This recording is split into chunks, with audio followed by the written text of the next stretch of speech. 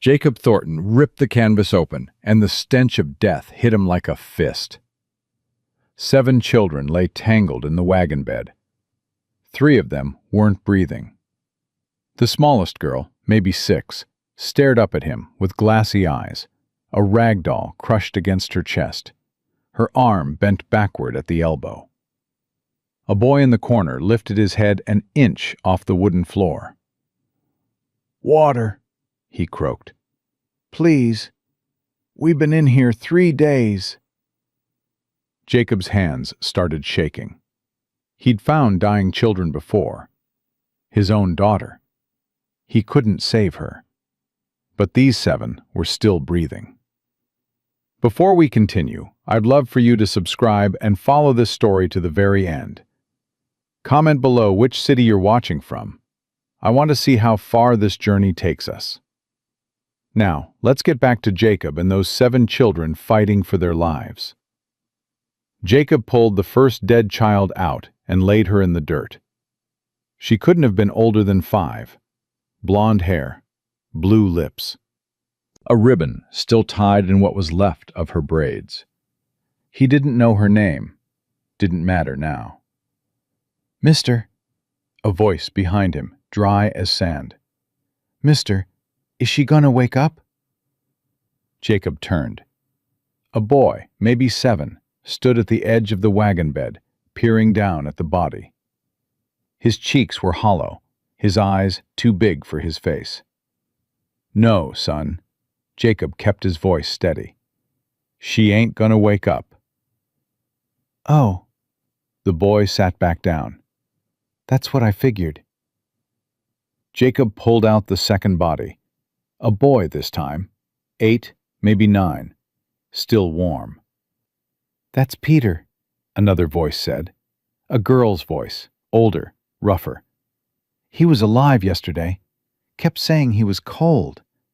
How can anybody be cold when it's this hot?" Jacob looked up. The girl had auburn hair and green eyes that burned with something fierce. 11 years old, maybe 12.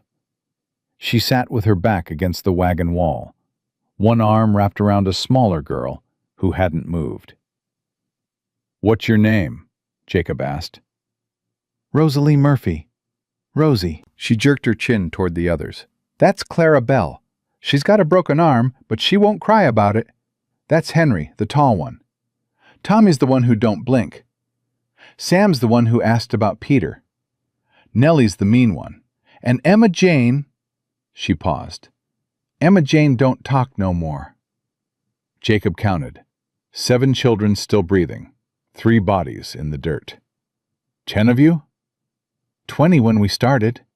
Rosie's voice didn't waver. "The rest died on the road. They just pulled 'em out and kept driving." Jacob's stomach turned. Who did this? "Men. Said they was from the Children's Aid Society." Rosie spat the words like poison. "Said we was going to California. Said there was families waiting." "Where'd they take you from?" "St. Catherine's Orphanage, St. Louis." "And they just left you here?" "Driver took off 2 days ago. Said he'd bring water." Rosie laughed, but there was no humor in it. "Reckon he ain't coming back." Jacob grabbed his canteen and climbed into the wagon. The heat inside was suffocating. The smell was worse. "Slow sips," he said, kneeling beside the boy named Henry. "Drink too fast, and you'll sick it right back up." Henry grabbed the canteen with both hands. His fingers were shaking so bad, water spilled down his chin. "Easy, easy now." "I tried to get the door open," Henry's voice cracked.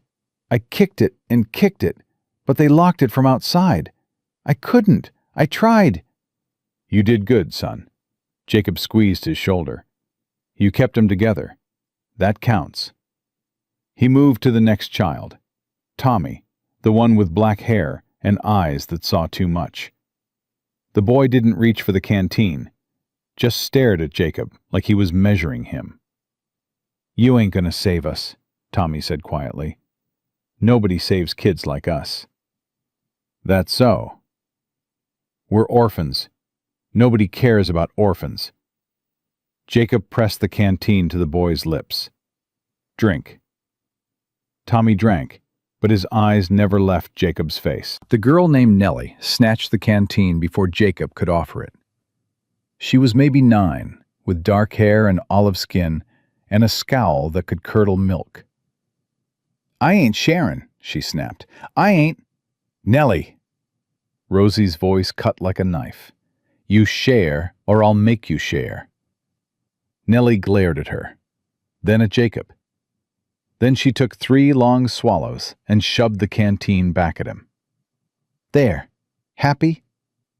Delighted, Jacob said. He moved to the small boy, Sam, the one who'd asked about Peter. Hey there. Sam looked up at him. Tears had cut clean tracks through the grime on his face, but he wasn't crying now. Just empty. My mama used to give me water when I was sick, Sam whispered. She's dead now. Fever took her. Took everyone. I know, son. Are you going to die too? Jacob's chest tightened. Not today. Promise? Promise. He moved to Clara Bell next, the 6-year-old with the broken arm and the rag doll. She hadn't made a sound since he'd opened the wagon, just sat there, cradling the doll with her good hand, staring at nothing. Clara Bell? Jacob kept his voice soft. Can you drink some water for me? She didn't respond. Didn't blink. She stopped talking after they broke her arm, Rosie said quietly. One of the men did it. She was crying too loud and he grabbed her and just... She made a twisting motion. Snapped it. Right in front of us. Jacob's jaw tightened so hard his teeth ached. He pressed the canteen to Clarabelle's lips. She drank mechanically, swallowing without seeming to notice. That's good, Jacob murmured. That's real good. Her eyes flickered to his face, just for a second. Something moved in there, deep down. Fear, hope, he couldn't tell which. Then it was gone. The last child was Emma Jane. She sat in the corner, knees pulled to her chest, blonde curls matted with dirt and something darker. Her eyes were open, but she wasn't looking at anything, wasn't reacting to anything. Like she'd crawled so deep inside herself, she couldn't find the way back. Emma Jane? Jacob crouched in front of her. Can you hear me? Nothing. Not a flicker. She saw something bad, Rosie said, before they put her in the orphanage. Something real bad. She used to talk sometimes, back at St. Catherine's, little things. But since they put us in this wagon, she shook her head. Nothing. Jacob held the canteen to Emma Jane's lips. Water dribbled down her chin. She didn't swallow. He tilted her head back gently, let the water trickle into her mouth. Her throat worked automatically. She swallowed. There you go, Jacob said. There you go. He sat back on his heels and looked at them. 7 children, 4 girls, 3 boys. All of them broken in ways that couldn't be fixed with water and bandages. Mister? Clarabelle's voice was so small he almost missed it. The first word she'd spoken. Yeah, little one? Is there angels in the desert? Jacob's throat closed up. I don't know. My dolly thinks there is. She held up the rag doll. Margaret says you might be one. I ain't no angel, sweetheart. Margaret says that's what angels always say. Despite everything, the bodies, the smell, the heat, Jacob almost smiled. Margaret might be right. Hoofbeats. Jacob's head snapped up, distant at first, then growing louder, coming from the north. Everyone stay quiet. He climbed out of the wagon, one hand finding the revolver on his hip. Henry, you keep the little ones calm. Can you do that? Yes, sir. Henry was already moving, pulling Sam and Clarabelle close. 3 riders emerged from the heat shimmer. They spread out as they approached, forming a loose half-circle. The lead rider wore a black coat and a white collar at his throat. A preacher's collar. The other 2 were younger, harder.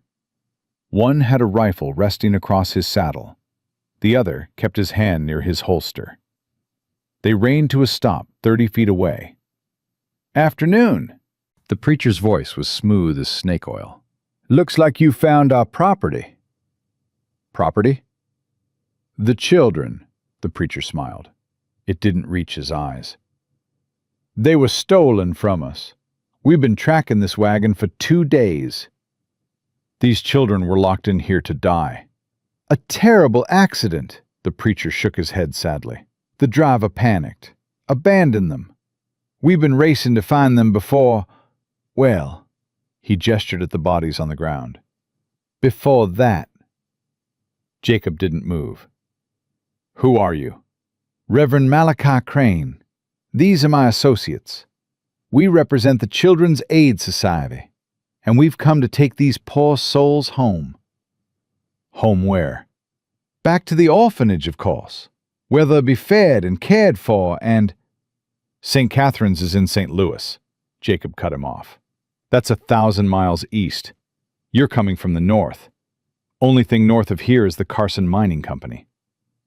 Crane's smile flickered. "I've heard stories about Carson," Jacob continued, "about how they need workers small enough to fit in the shafts, about how they don't ask questions, about how children go in and don't come out." Silence. The wind pulled at the torn canvas behind him. Crane's smile faded completely. "You're smarter than you look." "I get that a lot." "Then you're smart enough to know how this ends." Crane leaned forward in his saddle. 7 children, 1 horse, 40 miles of nothing. You can't save them. You can barely save yourself. So here's what's going to happen. You're going to step aside. We're going to take what belongs to us. And you're going to ride away and forget you ever saw this wagon. "And if I don't?" "Then we'll add your body to the pile." Jacob's hand tightened on his revolver. "These children don't belong to nobody." "They're orphans," Crane laughed. "They belong to whoever pays for them. That's how the world works." "Not my world." "Your world?" Crane shook his head. "Friend, you don't have a world. You're a drifter, a nobody. You shoe horses for pennies and sleep in barns. These children are worth more than you'll earn in 10 years. You really want to die for cargo?" "They ain't cargo." "They are to me." The rifleman raised his weapon. Jacob drew. The shot cracked across the desert. The rifleman jerked backward, rifle spinning from his hands, blood spraying from his shoulder. He slumped in the saddle, screaming. The second man grabbed for his pistol. "Don't!" Jacob swung his aim. "Touch that iron and the next bullet goes between your eyes." The man froze. Crane hadn't moved. He sat perfectly still, hands on the reins, watching Jacob with cold calculation. "That was a mistake," Crane said quietly. "Maybe. Drop the gun belts, both of you. Now." They dismounted slowly, unbuckled their belts, let them fall. "Kick 'em over." The guns skidded through the dirt. Jacob scooped them up without taking his eyes off the men. "Now what?" Crane asked. "You going to shoot a man of God?" "You ain't no man of God. You're a slaver wearing a collar." "Strong words," Crane smiled again. "But words don't change facts. You've got 7 dying children and 1 canteen of water. The nearest town is 40 miles. The sun sets in 4 hours. Even if you somehow get them there, what then? They're orphans. Nobody wants them. Nobody's looking for them. They'll end up right back where they started. They'll be alive. For how long?" Crane spread his hands. A week? A month? Until the next man comes along with the same offer? You can't protect them forever. You're just one man. One man's enough. Is it? Crane's eyes glittered. You couldn't protect your own daughter. Jacob went still. Oh yes, Crane continued. I can see it in your eyes. That haunted look. That guilt. You lost a child, didn't you? Couldn't save her. And now you think saving these 7 will somehow make up for it. That's not redemption, friend. That's delusion. Shut your mouth. Truth hurts. Crane shrugged. Walk away. Ride on. These children were dead the moment they got on that wagon. All you're doing is prolonging the inevitable. Mister? The voice came from behind Jacob. Small. Trembling. Rosie. She'd climbed out of the wagon. Her legs were shaking so bad she could barely stand, but her eyes were locked on Crane like she wanted to set him on fire. I remember you, she said. You came to the orphanage. You stood in the yard with your fancy collar and your fancy words. You told Sister Agnes we'd be safe. You looked right at me and you said I'd have a mama again. Crane's expression didn't change. I told you what you needed to hear. You lied. I told you what you needed to hear. We trusted you, Rosie's voice cracked. We got in that wagon because you said, you promised. Promises are just words. Crane's voice went cold. And words don't mean anything out here. Now get back in the wagon like a good little... Don't you talk to her! Jacob stepped between them, revolver leveled at Crane's chest. You don't get to talk to her. You don't get to look at her. You don't get to breathe the same air as her. Big words from a man with 5 bullets left. Only need 1. Hoofbeats, again, from the east this time. Jacob's heart sank. A single rider emerged from the heat shimmer. Tall, broad, dressed in black from hat to boots. He moved at an unhurried pace, like a storm rolling across the prairie. Ah, Crane's smile returned. There he is. Who is that? That, Crane said, is the man you should have been worried about. The rider crossed the basin without slowing. His face was shadowed beneath his hat brim, but Jacob could feel the weight of his gaze, the kind of weight that made smaller men step aside. He reined to a stop beside Crane, didn't dismount, just looked down at Jacob with eyes empty as graves. Problem? His voice was flat. Dead. Our friend here shot Floyd. Won't let us take the cargo. They ain't cargo, Jacob said. The rider turned those empty eyes on him. Everyone's cargo to someone. Not these children. Especially these children. The rider swung down from his horse. He moved like smoke, like shadow, like something that didn't quite belong to the daylight. I'm Silas Blackwood. Those 7 belong to my employer, and I've come to collect them. Over my dead body. If that's how you want it. Silas moved. He was fast. Faster than any man his size had a right to be. His hand caught Jacob's wrist before the revolver could come around, twisting it up and to the side. The gun fired wild, the shot cracking uselessly into the sky. Jacob swung with his free hand. Silas blocked it. A fist drove into Jacob's stomach, folding him in half. A knee came up, catching his jaw, snapping his head back. Stars exploded across his vision.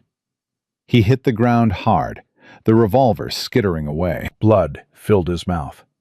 Stay down, Silas stood over him, not even breathing hard. Make this easy. Jacob grabbed a handful of dirt and threw it in Silas's face. Silas turned his head, eyes closing reflexively. Jacob lunged, tackling him around the waist. They went down in a tangle of limbs, rolling through the dust. Jacob got one good punch in. His knuckles split against Silas's cheekbone. Then an elbow cracked against his temple, and the world went white. When his vision cleared, he was on his back. Silas's boot was on his chest, pressing down. Not enough to crush, just enough to hold. "You fight like a man with nothing to lose," Silas said. "I respect that." "Go to hell." Already there. Silas looked toward the wagon. "Now I'm going to take those children, and you're going to lie there and watch. And then I'm going to leave you here, to think about what happens to men who stick their noses where they don't belong." He lifted his boot and turned away. Jacob grabbed his ankle. Silas looked down at him. Something flickered in those dead eyes. Annoyance, maybe, or curiosity. "You really don't quit." "They're children." Jacob's voice was raw, broken. "They're just children." "And you're just one man." Silas kicked free easily. "One man can't change anything."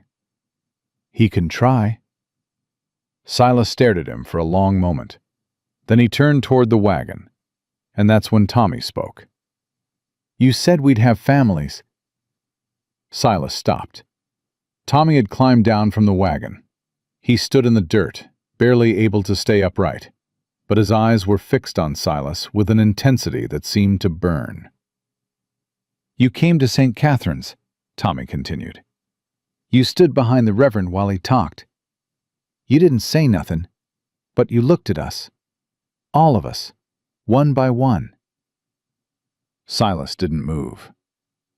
"I asked you if the families were nice. You know what you said?" Silence. "You said, 'They'll feed you.' That's all. They'll feed you. Like that was enough. Like that was all we was worth." Silas turned slowly. "We believed you," Tommy's voice cracked. "We got in that wagon because we believed you, because we thought, we hoped." He stopped, his small chest heaving. "You lied. You looked at us, and you lied." Silas stood there. The wind moaned across the desert. "Why?" Tommy whispered. "Why did you lie to us?" For a long moment, nothing moved. The silence stretched out like a held breath. Then something shifted behind Silas's eyes. Something that looked almost like pain. "Because," Silas said quietly, "it was easier than telling you the truth." "What truth?" Silas looked at him, looked at all of them. 7 broken children staring at him with eyes that asked questions he'd stopped answering years ago. "The truth is, nobody's coming to save you. The truth is, the world doesn't care about orphans. The truth is, you were going to suffer no matter what I said." His voice dropped. "So I lied, because lies hurt less." "You're wrong." Jacob pushed himself up to his knees, blood dripping from his split lip. "You're wrong, and you know it." Silas turned. "The truth don't hurt less when you find it out later. The truth don't hurt less when you're locked in a wagon dying of thirst. The truth don't hurt less when you're 10 years old and you realize the whole damn world was built on lies." Jacob got one foot under him, then the other. He stood, swaying, staring at Silas through swelling eyes. "You want to know the real truth? Here it is. These children got nobody. They got nothing. Every adult in their life has lied to them, used them, thrown them away. And right now, the only thing standing between them and another lie is me." He took a step forward. "I ain't much. I'm a drifter who shoes horses for pennies. I sleep in barns, and I drink too much, and I couldn't save my own daughter when she needed me most." His voice broke. "But I'm here, right now, and I'm telling you, I'm telling all of you, these children ain't cargo. They ain't property. They ain't opportunity. They're human beings, and somebody's got to stand up for them." He took another step. So yeah, I'm just one man. One broken, beat-up, half-dead man who don't know when to quit. But I'm not stepping aside. I'm not walking away. You want them? He spread his arms. You go through me, every single time, until I can't get up no more. Silas stared at him. Crane laughed. This is ridiculous. Silas, finish him and let's— Shut up. Crane's mouth snapped closed. Silas looked at the children, at Tommy, who still stood there with tears running down his face, at Rosie, who'd put herself in front of the others like a mother hen, at Clara Belle, clutching her rag doll with her one good arm, at Sam and Nellie and Henry and Emma Jane. 7 children who'd been thrown away like trash, just like he'd been 40 years ago. I had a boy once, Silas said quietly. Before the war. Before everything. His name was James. He was 7 years old. Nobody moved. He died at Shiloh. Not in the battle. After. When the soldiers came through and burned everything. Silas's jaw tightened. I found him in the ashes. What was left of him. Tommy's eyes widened. I told myself I'd never feel anything again. Never care about anything again. Because caring is what gets you killed. He looked at his hands. I've done things. Bad things. Things that can't be forgiven. I told myself it didn't matter because nothing matters. He looked up at Tommy. But you got his eyes. Same eyes. Same way of looking at a man, like you can see straight through to his soul. Silence. Silas, Crane's voice was sharp. What are you doing? Silas turned to face him. I'm done. What? You heard me. I'm done. He started walking toward his horse. Find someone else to do your dirty work. You can't just— We had a deal. Deal's off. The people we work for, they'll kill you for this. They'll hunt you down and— Let them try. Silas mounted his horse. He looked down at Jacob, at the children, at the wagon full of ghosts. Get them to Grafton, he said. There's a doctor there, woman named McAllister. Tell her Silas sent you. She'll help. Why? Jacob asked. Silas almost smiled. It was a terrible thing, that smile. Full of grief and guilt and something that might have been hope. Because one man can't change anything. He gathered the reins. But sometimes he can try. He rode east into the setting sun. Crane stood there, shaking with fury. His hands clenched and unclenched at his sides. This isn't over, he hissed. You hear me? This isn't— Yeah, it is. Jacob picked up his revolver from the dirt. Checked the cylinder. 4 bullets left. You got 2 choices, Reverend. You can climb on your horse and ride after your friend, or you can stay here and find out if I'm as good a shot as I think I am. Crane looked at the gun, at Jacob, at the 7 children watching from the wagon. He grabbed his horse's reins and mounted without another word. This isn't over, he said again. The people I work for, they don't forget. They don't forgive. Neither do I. Crane rode north, and the desert swallowed him up. Jacob stood there until the hoofbeats faded to nothing. Then his legs gave out, and he sat down hard in the dirt. Mister? Rosie's voice, close. Mister, you okay? Yeah. Jacob wiped blood from his mouth. Just need a minute. Small footsteps. Clara Belle appeared beside him, clutching Margaret the rag doll. You're bleeding, she said softly. I noticed. Margaret says you need a bandage. Margaret's probably right. Clara Belle sat down next to him. She leaned her head against his arm, her small body warm against his side. Thank you, she whispered. For what? For staying. Her voice was barely audible. Nobody ever stays. Jacob looked at her, at Rosie, at the 6 other children gathered around him like he was the only solid thing in a world made of sand. "I ain't going nowhere," he said. "Not till every one of you is safe. That's a promise." "You mean it?" Sam asked.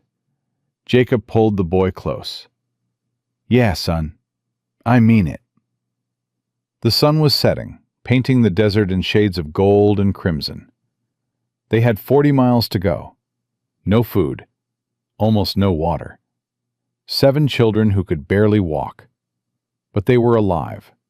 And tomorrow, Jacob would find a way to keep them that way. Jacob pushed himself to his feet and looked at what he had to work with. 1 horse, 1 canteen almost empty, 7 children who could barely stand, and 40 miles of desert between them and the nearest town. "All right." He wiped the blood from his mouth and turned to face them. "Here's what we're going to do. I'm going to rig up something to carry the little ones. The rest of you are going to take turns walking and riding. We move slow. We move steady. And we don't stop till we get to Grafton." "That's 40 miles, Henry said. "I heard you tell that preacher." "That's right. We ain't going to make it." "We're going to make it." "How do you know?" Jacob looked at him. "Because I ain't giving you another option." He walked to the wagon and started pulling canvas free from the frame. His ribs screamed with every movement, but he didn't slow down. Couldn't afford to. "Rosie, you and Henry help me with this." They came without argument. Rosie's legs were still shaking, but she grabbed the canvas and pulled. Henry took the other end. "What are we making?" Rosie asked. "Travois, like the Indians use. Belle can drag it behind her." "Belle?" "My horse." "You named your horse Belle?" "She came with the name. Jacob tied off a corner. Belonged to my wife before she passed." Rosie went quiet for a moment, then, "I'm sorry." "Long time ago." "Don't make it hurt less." Jacob looked at her. 11 years old, and already wise to the way grief worked. "No, it don't." They worked in silence after that. Jacob fashioned a frame from the wagon's broken boards, lashing them together with rope. The canvas stretched across it, forming a rough bed just big enough for the smaller children. "Clarabelle, Sam, Emma Jane." Jacob pointed to the travois. "You 3 are riding." "What about me?" Nellie demanded. "I want to ride too." "You're walking first. We'll take turns." "That ain't fair." "Life ain't fair." Jacob lifted Clarabelle onto the travois. She clutched Margaret tight against her chest, but didn't resist. "You want fair? Take it up with God. Right now, we move." He helped Sam up next. The boy curled into a ball immediately, his eyes already closing. Emma Jane was harder. She didn't resist, but she didn't help either. Just stood there, staring at nothing, while Jacob lifted her onto the canvas beside the others.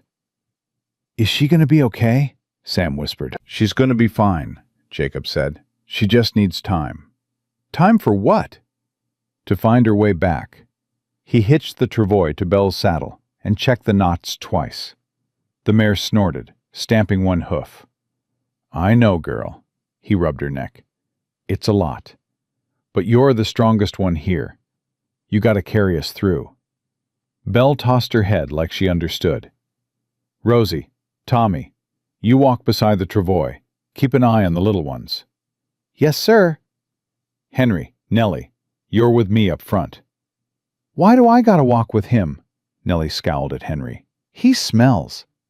"We all smell," Henry shot back. "We've been locked in a wagon for 3 days." "You smell worse." "Enough." Jacob's voice cut through their bickering. "Save your breath for walking. You're gonna need it." He took Belle's reins and started forward. The travois scraped against the dirt, leaving twin tracks in the dust. The sun hung low on the horizon, bleeding red across the sky. 40 miles, maybe 12 hours if they moved through the night. Maybe longer. Jacob had made longer journeys on less, but never with 7 children depending on him. Never with a body that felt like it had been stomped by a bull. They walked in silence for the first mile. The only sounds were footsteps, the creak of the travois, and Belle's steady breathing. Then Sam's voice, small and thin. "Mr. Jacob?" "Yes, son?" "I'm thirsty." "I know. We'll find water soon." "Promise?" "Promise." Another half-mile. The sun sank lower. "Mr. Jacob?" "Yes, Sam?" "Are there really angels in the desert?" Jacob glanced back at the travois. Clara Belle had asked him the same thing earlier. Now Sam was looking up at the darkening sky like he expected to see wings. "I don't know, son. Maybe." "My mama said angels watch over children who ain't got nobody else." "Your mama sounds like a smart woman." "She was." Sam's voice wobbled. "She was real smart. She could read and everything. She taught me my letters before she got sick." "Yeah? What letters you know?" "All of them." A hint of pride crept into Sam's voice. "A through Z. I can write my name, too. S-A-M. Samuel Joseph Brooks." "That's good. That's real good." "Mama said reading would take me places. Said I could be anything I wanted if I learned to read." Sam went quiet. "I don't think she meant this place, though." "No." Jacob's throat tightened. "I don't reckon she did." They walked another mile. The sky turned from red to purple to black. Stars began to appear, scattered across the darkness like spilled salt. "We should stop." Rosie's voice came from beside the travois. "The little ones are fading." Jacob looked back. Clara Belle's eyes were closed, her breathing shallow. Emma Jane hadn't moved at all. Sam was still awake, but barely. "There's a rock formation up ahead. We'll rest there." "How can you tell?" Henry squinted into the darkness. "I can't see nothing." "I've traveled this route before. There's shelter about a quarter-mile out." They made it to the rocks as the last light faded. It wasn't much, a jumble of boulders that blocked the wind and provided a flat space to rest, but it would do. Jacob lifted the children off the travois, one by one. Clara Belle whimpered when he moved her broken arm, and he felt something crack inside his chest. "I'm sorry, sweetheart. I'm sorry. I'm being as gentle as I can." She didn't answer, just curled up against the base of a boulder and closed her eyes. He laid Emma Jane beside her. The girl still hadn't spoken, hadn't reacted, hadn't shown any sign that she knew where she was or what was happening. "She's getting worse," Rosie said quietly. "She used to blink at least. Now she don't even do that. She'll come back." "How do you know?" "I don't." Jacob sat down heavily, his whole body aching. "But I got to believe it. Believing's all we got right now." He pulled out the canteen and shook it. A few mouthfuls left, maybe less. "Everyone gets one sip. Just one. Make it count." He passed the canteen to Henry first. The boy drank, then handed it to Nellie. She took a long swallow, and Rosie snatched it away. "One sip," he said, "one sip." "That was one sip. That was 3. Was not. Give it here." Rosie took her sip and passed it to Tommy.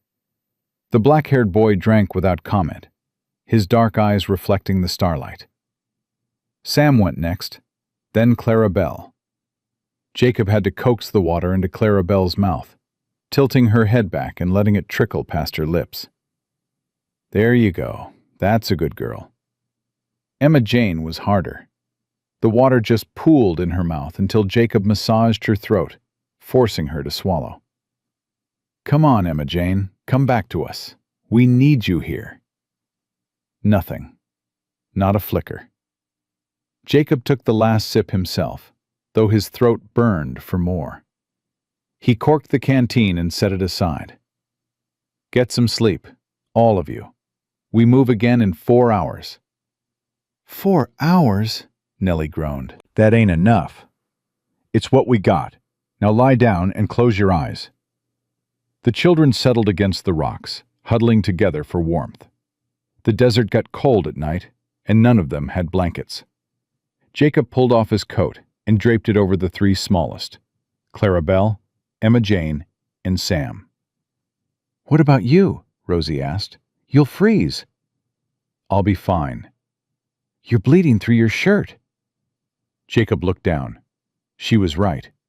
The fight with Silas had opened something, and dark stains were spreading across his side. It'll keep till Grafton. You should let me look at it. You know doctoring? I know enough. Rosie moved closer, her small fingers surprisingly gentle as she lifted his shirt. Sister Agnes taught us basic medicine. Said women should know how to tend wounds. Smart woman. She was mean as a snake, but she was smart. Rosie frowned at the wound, a deep gash along his ribs where Silas's boot had caught him. This needs stitches. Ain't got stitches. I know. She tore a strip from her already ragged dress and pressed it against the wound. Hold that there. Keep pressure on it. Yes, ma'am. Rosie almost smiled. Almost. Don't call me ma'am. I ain't old enough for ma'am. What should I call you then? Rosie's fine. She sat back on her heels. You really think we're going to make it? Yeah. You're lying. Maybe. Jacob pressed the makeshift bandage against his side. But sometimes, lying's all you got. She studied him for a long moment. That man, Silas, he said the same thing. Said lying hurt less than the truth. He was wrong. Was he? Rosie looked at the other children, sleeping fitfully against the rocks. Sometimes I think lies are the only thing holding us together. We tell ourselves tomorrow will be better. We tell ourselves someone's coming to help. We tell ourselves we matter. Her voice dropped. But we don't. Not really. We're just orphans. Nobody cares about orphans. I care. Why? She turned back to him, her eyes fierce. Why do you care? You don't know us. We ain't your family. We ain't your responsibility. Why are you doing this? Jacob was quiet for a moment. The stars wheeled overhead, indifferent to everything below. I had a daughter, he said finally. Elizabeth. We called her Ellie. She was 6 years old when she died. Rosie didn't say anything, just waited. Cholera took her. Took my wife, too. I buried them both in the same grave, because I couldn't bear to separate them. His voice caught. I couldn't save them. I tried everything. Every doctor, every remedy, every prayer I knew. But they died anyway, right in front of me, and there wasn't a damn thing I could do. I'm sorry. After that, I ran. Rode as far as I could, as fast as I could. Figured if I kept moving, the pain couldn't catch me. He laughed, but there was no humor in it. Took me 5 years to figure out that's not how it works. Pain doesn't chase you. It rides with you. Every mile, every town, every sunrise. So why help us? Why not just keep running? Jacob looked at her. Because when I opened that wagon and saw those children, saw you, I realized something. I've been running from the wrong thing. I wasn't running from pain. I was running from purpose, from meaning, from the chance to do something that mattered. And we matter? You matter more than anything I've ever found in 5 years of wandering. He leaned forward. I couldn't save my daughter. That's going to haunt me till the day I die. But I can save you. I can get you to Grafton, get you to safety, give you a chance. And maybe that'll mean something. Maybe that'll be enough. Rosie's eyes glistened in the starlight. She blinked hard, once, twice. Nobody ever said we mattered before. Then everybody you've met before was a damn fool. She laughed. Actually laughed. It was a small sound, rusty from disuse, but it was real. Get some sleep, Rosie. We got a long walk tomorrow. What about you? I'll keep watch. You need rest too. I'll rest when you're safe. She looked like she wanted to argue, but exhaustion won out. She curled up beside the others, pulling Jacob's coat over her shoulders. Mr. Jacob? Yeah? Thank you. For staying. Ain't nowhere else I'd rather be. She closed her eyes. Within minutes, her breathing evened out. Jacob sat with his back against a boulder, watching the stars, listening to the children breathe. His side throbbed with every heartbeat. His jaw ached where Silas had hit him. His whole body felt like it had been dragged behind a horse. But he was alive. They were alive. And tomorrow, they'd keep moving. That was all that mattered. He must have dozed off, because the next thing he knew, someone was shaking his shoulder. Mr. Jacob! Mr. Jacob, wake up! He jerked awake, hand going for his revolver. Tommy stood in front of him, his face pale in the pre-dawn light. What is it? What's wrong? It's Emma Jane. Tommy's voice was tight. She's burning up.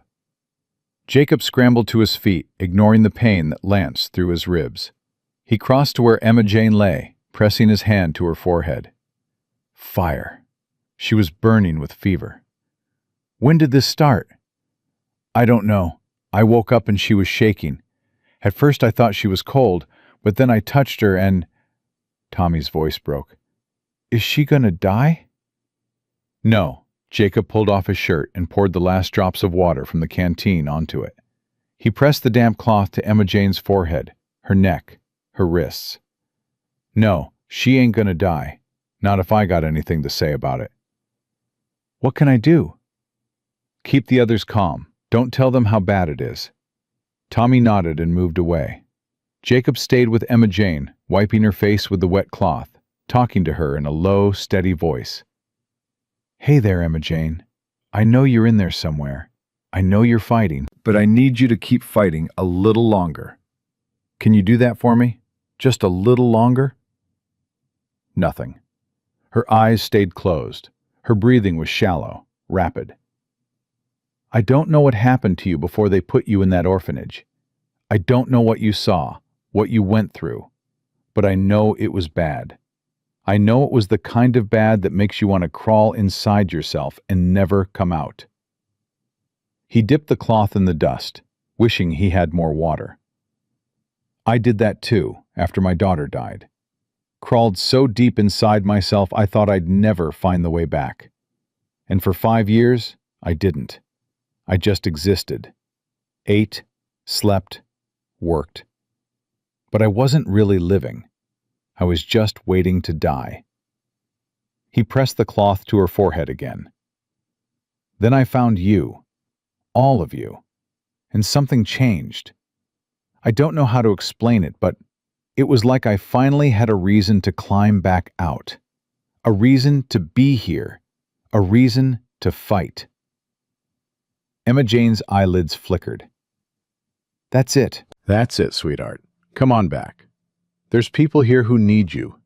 Rosie needs you. Clara Bell needs you. They've been carrying this weight alone for too long. They need you to help carry it. A sound, barely audible. A whimper. That's right. Come on. Follow my voice. I'm right here. Her eyes opened. For a moment, she just stared at him, her gaze unfocused, far away. Then something shifted. Something came back. Mama? She whispered. Jacob's heart cracked. No, sweetheart, I ain't your mama, but I'm going to take care of you just the same. Mama's gone. I know. The men came and... Her face crumpled. They hurt her. They hurt her and I couldn't. I tried to help, but I was too small and... Shh. Jacob gathered her into his arms, holding her against his chest.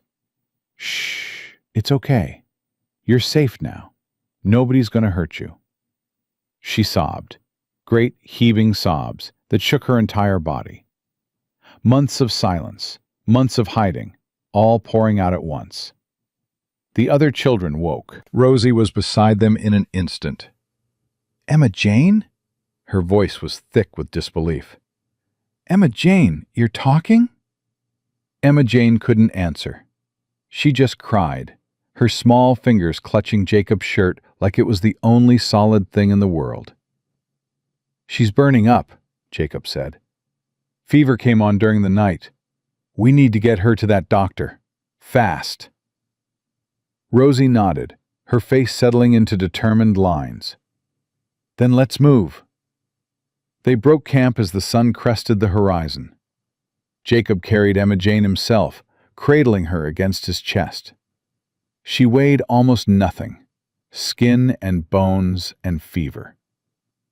"Sam, Clarabelle, you're on the travois with Tommy. Rosie, Henry, Nellie, you're walking." "I can carry her," Henry offered. "Give you a break." "I got her." "Your side's bleeding again." "I said I got her." Henry didn't argue. They moved faster now, driven by desperation. The sun rose higher, turning the desert into a furnace. Sweat poured down Jacob's face, stinging his eyes, but he didn't slow. "How far?" Rosie asked after the first hour. 30 miles, maybe less." "That's too far," her voice cracked. "She ain't gonna make it 30 miles. "She's gonna make it." "How do you know?" "Because I ain't letting her die. Not her. Not any of you." They walked. The sun climbed higher. Emma Jane's fever burned hotter. By midday, Jacob's legs were shaking. His vision swam. The wound in his side had opened wider, blood soaking through the makeshift bandage and dripping onto the sand. "Mr. Jacob," Tommy appeared beside him, "you need to rest." "Can't rest." "You're gonna collapse." "Then I'll collapse. Keep walking." "That's stupid." "Probably." "If you die, we all die." Jacob stopped. He turned to look at Tommy, at those dark eyes that saw too much. "You're a smart kid, you know that?" "I know." "Too smart for your own good." "That's what Sister Agnes used to say." Jacob laughed, though it hurt. "All right, 5 minutes, just 5. He sat down carefully, still holding Emma Jane. Her breathing had become labored, each breath a fight. "Water," she murmured. "Please." "We ain't got no more water, sweetheart, but we'll find some soon." "Promise?" "Promise." "Everyone keeps promising," she whispered. "Nobody keeps their promises." "I will." Jacob stroked her hair. "I swear to God, I will." "Don't swear to God." Her eyes met his, clearer than they'd been all morning. "Swear to me." "I swear to you, Emma Jane. On my daughter's grave, I swear I'm going to get you out of this desert alive." She studied him for a long moment. Then she nodded, once, and closed her eyes. "Mr. Jacob," Nellie's voice, urgent. "Someone's coming." Jacob's head snapped up. Dust cloud on the horizon. A rider, moving fast. "Everyone behind me, now!" He pushed himself to his feet, drawing his revolver with his free hand. 4 bullets left. 1 rider. He could make that work if he had to. The rider came closer. The shape resolved into a man on a brown horse, dust-covered and hard-ridden. Then Jacob recognized the badge on his chest. "Sheriff?" The rider reined to a stop, staring at Jacob, at the children, at the travois. "Good God Almighty!" The sheriff's voice was hoarse. "What happened to you?" "Long story." Jacob lowered the revolver. "You got water?" The sheriff was already dismounting, pulling a canteen from his saddle. "Here. How many of you are there?" 8. 7 children and me." 7. The sheriff stopped. His face went pale as he counted the small figures huddled behind Jacob. "Where'd they come from?" "Wagon, about 10 miles back. They were locked inside, left to die." "By who?" "Men calling themselves the Children's Aid Society, led by a preacher named Malachi Crane." The sheriff's jaw tightened. "Crane. I've heard that name before. Bad business. Real bad." "You know him?" "Know of him. He's been running this operation for years. Kidnaps orphans, sells them to mines and ranches. Nobody's been able to prove anything." He looked at the children. "Until now." Jacob pressed the canteen to Emma Jane's lips. She drank weakly, water dribbling down her chin. "She's burning up," Jacob said. "Fever came on last night. We need a doctor. There's a relay station about 6 miles south. Doc McAllister passes through there every few days. If we're lucky..." "Then let's go." The sheriff nodded. He helped load the smaller children onto his horse, then took the lead. Jacob followed, with Emma Jane still in his arms, Belle pulling the travois behind them. 6 miles. Just 6 miles. They could make it. They had to make it. The relay station appeared on the horizon 2 hours later. A small building, sun-baked and weathered, with a water pump and a hitching post. A stagecoach sat idle nearby, horses grazing in a small corral. "There." The sheriff kicked his horse into a faster pace. "Come on." They reached the station as the sun began its descent toward the horizon. Jacob stumbled through the door, Emma Jane limp in his arms. "I need a doctor, now!" A woman rose from a chair by the window. She was maybe 50, with gray-streaked hair pulled back in a severe bun, and eyes that had seen too much to be surprised by anything. "Bring her here." She gestured to a cot against the wall. "Put her down gently." Jacob laid Emma Jane on the cot, his hands shaking. "Fever," he said. "Started last night. She wasn't talking before that, hadn't talked in months, but then she started talking and the fever hit and..." "Slow down." The woman pressed a hand to Emma Jane's forehead, then checked her pulse. "How long has she been like this?" "Since before dawn. Maybe 6, 7 hours." "And the others?" "Outside. 7 children total. All of them dehydrated, starving. One's got a broken arm." The woman's eyes hardened. "Sheriff?" "Found them in the desert," the sheriff said. "Someone locked them in a wagon and left them to die." The woman didn't flinch, just nodded once and rolled up her sleeves. "Bring them in. All of them. I'll need hot water, clean rags, and every blanket you can find." The next few hours blurred together. Dr. McAllister worked with quiet efficiency, examining each child, treating what she could, making notes on what she couldn't. Clara Bell's arm was set and splinted. Sam's dehydration was treated with careful sips of water and broth. Nellie's cuts were cleaned and bandaged. Through it all, Jacob sat beside Emma Jane's cot, holding her hand. "She's strong," Dr. McAllister said, appearing beside him. "Stronger than she looks. The fever's breaking. She's going to be okay?" "She's going to be okay." The doctor studied him. "You, on the other hand, look like death warmed over. When's the last time you slept?" "Don't remember." "That wound in your side needs stitches. It can wait." "No, it can't." She pointed to a chair. "Sit. That's not a request." Jacob sat. Dr. McAllister worked on his side with the same efficient movements she'd used on the children, stitching the wound closed with quick, neat pulls. "You saved their lives," she said quietly. "All 7 of them. Not yet. Not till they're safe for good. One step at a time, Mr. Thornton. Jacob Thornton. Mr. Thornton." She tied off the last stitch. "One step at a time."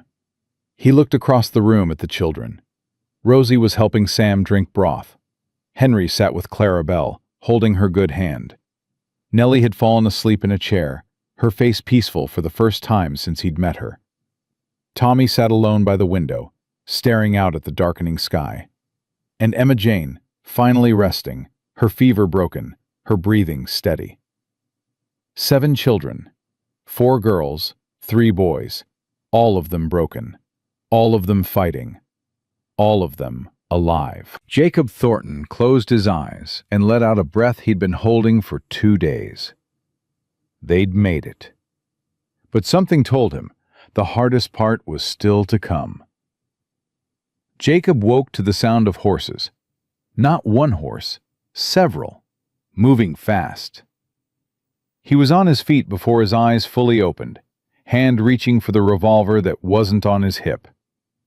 He'd taken it off to sleep, laid it on the table beside the cot, and now it sat 3 feet away while hoofbeats thundered closer. "Sheriff!" Jacob's voice came out hoarse. "Sheriff, wake up!" The lawman jerked awake in his chair, blinking. "What?" "Riders! Coming in fast!" The sheriff was at the window in 2 steps, peering through the dusty glass. His face went hard. 4 men, armed. "Crane?" "Can't tell yet, but they ain't riding friendly."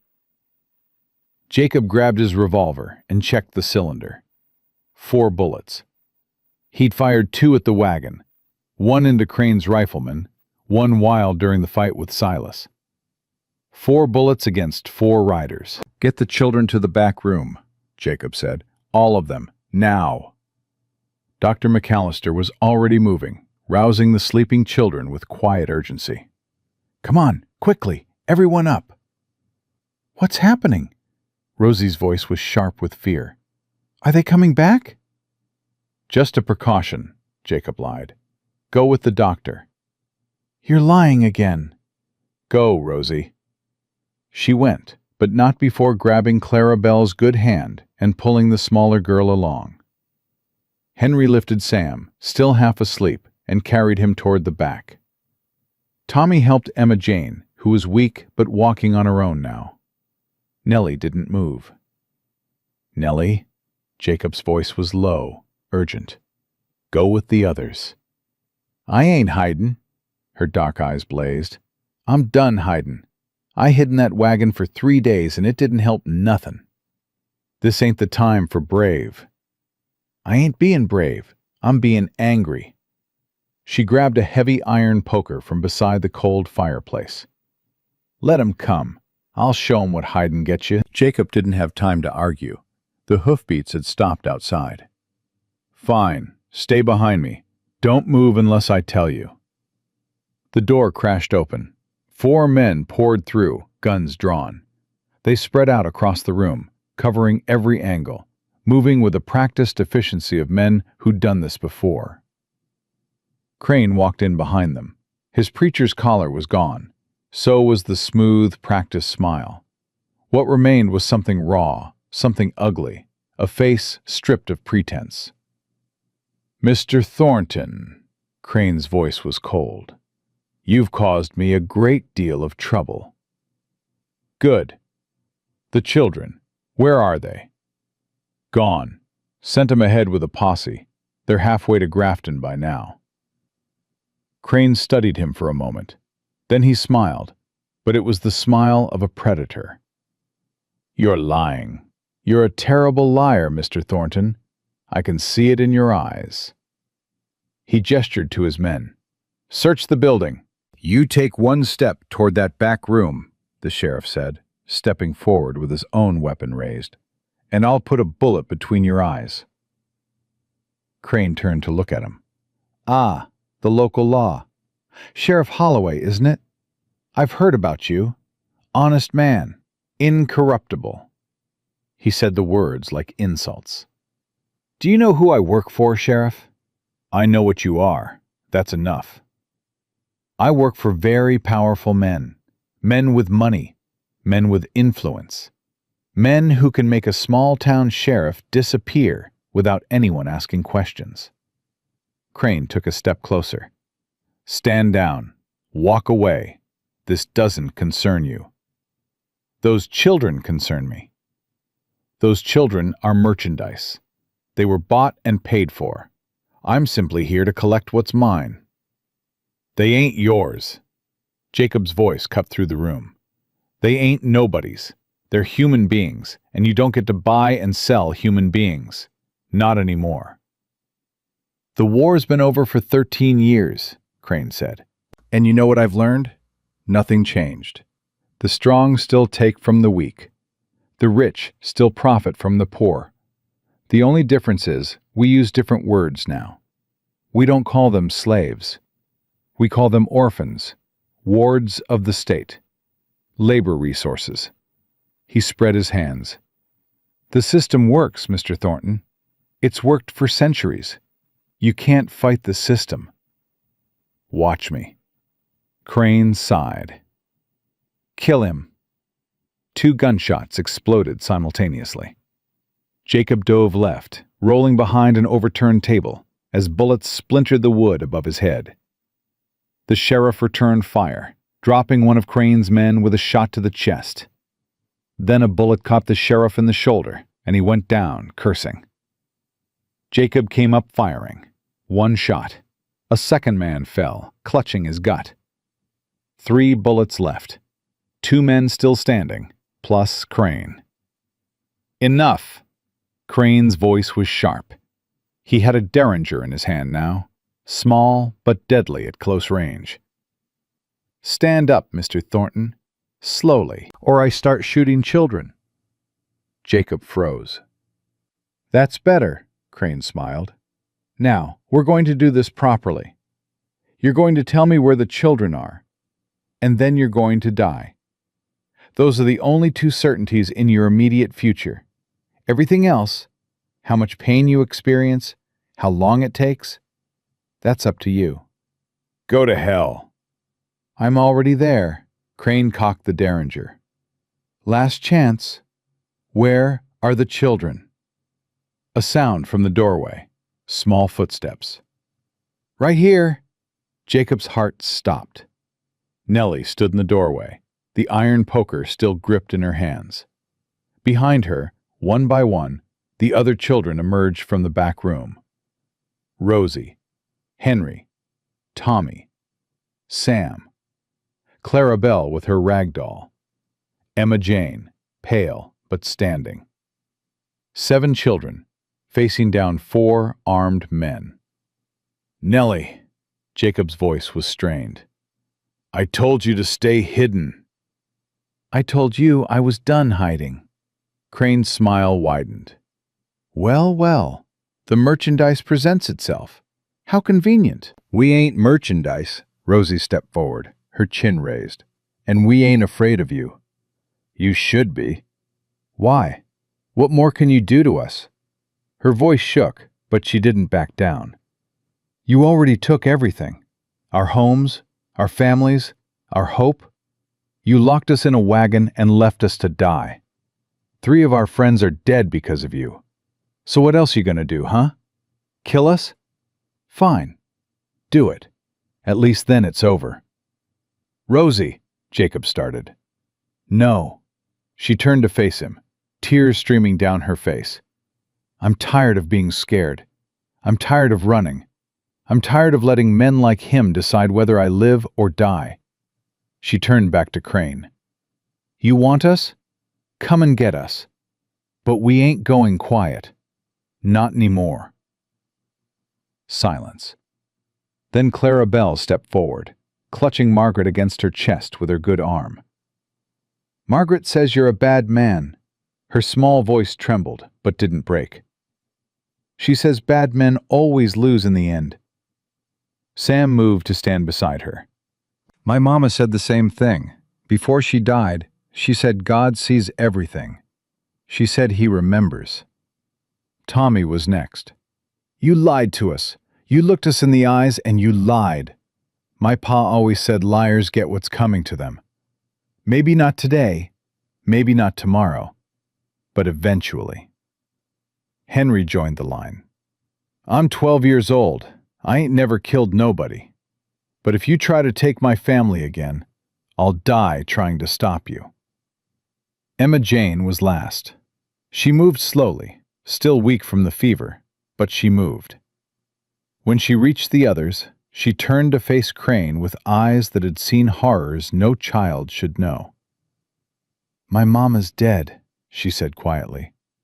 It was the most she'd spoken since the ordeal began. "Men like you killed her. I watched. I couldn't stop it." Her voice hardened. "But I ain't that scared little girl anymore. I ain't gonna watch and do nothing. Not ever again." 7 children, standing together, facing down the darkness. Jacob pushed himself to his feet, ignoring the pain that lanced through his body. He stepped forward to stand with them, his empty hand finding Rosie's shoulder. "You heard them," he said. "They ain't afraid anymore, and neither am I." Crane stared at them. For the first time, something flickered behind his eyes. Not fear exactly, but uncertainty. The look of a man whose carefully constructed world was starting to crack. "You're all going to die," he said, but his voice had lost its edge. "Maybe." Jacob's eyes never left Crane's face. "But not today. And not by your hand." The sound of hoofbeats, again. Coming from the south this time. Crane's head snapped toward the window. His remaining men exchanged glances. "How many?" one of them asked. "Can't tell. 8, maybe 10. Crane's jaw tightened. "We need to go." "What about the children?" "Forget the children." Crane was already backing toward the door. "This isn't over, Thornton." "You hear me? This isn't—" The door burst open. Men poured through. 6 of them, armed with rifles, wearing the dust of hard riding. At their head was a face Jacob recognized. Silas Blackwood. Crane stumbled backward. "You! How did you—" "I told you I was done." Silas's voice was flat, empty as always. But something had changed in his eyes. Something that looked almost like purpose. "I meant it. The people we work for ain't gonna be working for much longer." Silas gestured to the men behind him. "These are federal marshals. I've been talking to them for the past 2 days, telling them everything. Names, locations, bank accounts, everything." Crane's face went white. "You can't. They'll kill you." "Maybe, but not before I tear down everything you built." Silas stepped closer, towering over the smaller man. "You know what changed my mind? A 10-year-old boy. Ask me why I lied to him. Ask me what kind of man breaks promises to children." He looked at Tommy. The boy met his gaze without flinching.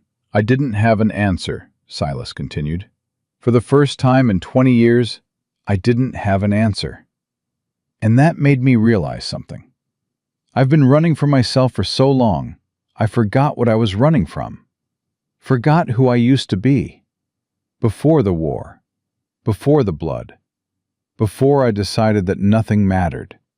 He turned back to Crane. "These children matter. Their lives matter.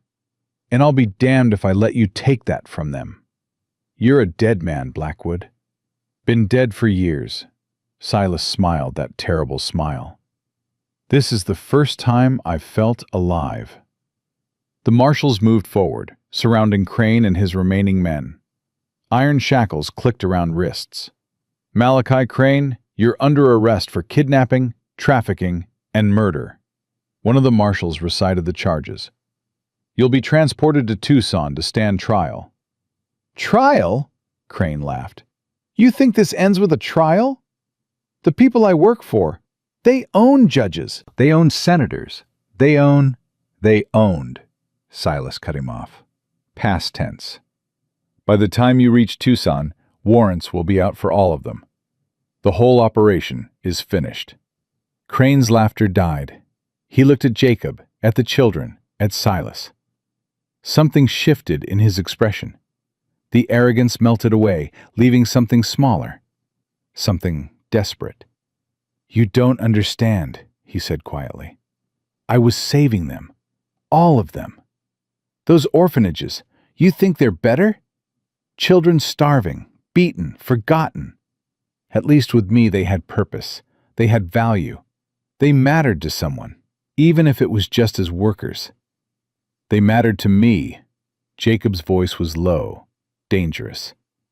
From the moment I opened that wagon, they mattered to me. And I didn't need to own them, didn't need to sell them, just needed to see them as human beings. Crane had no answer to that.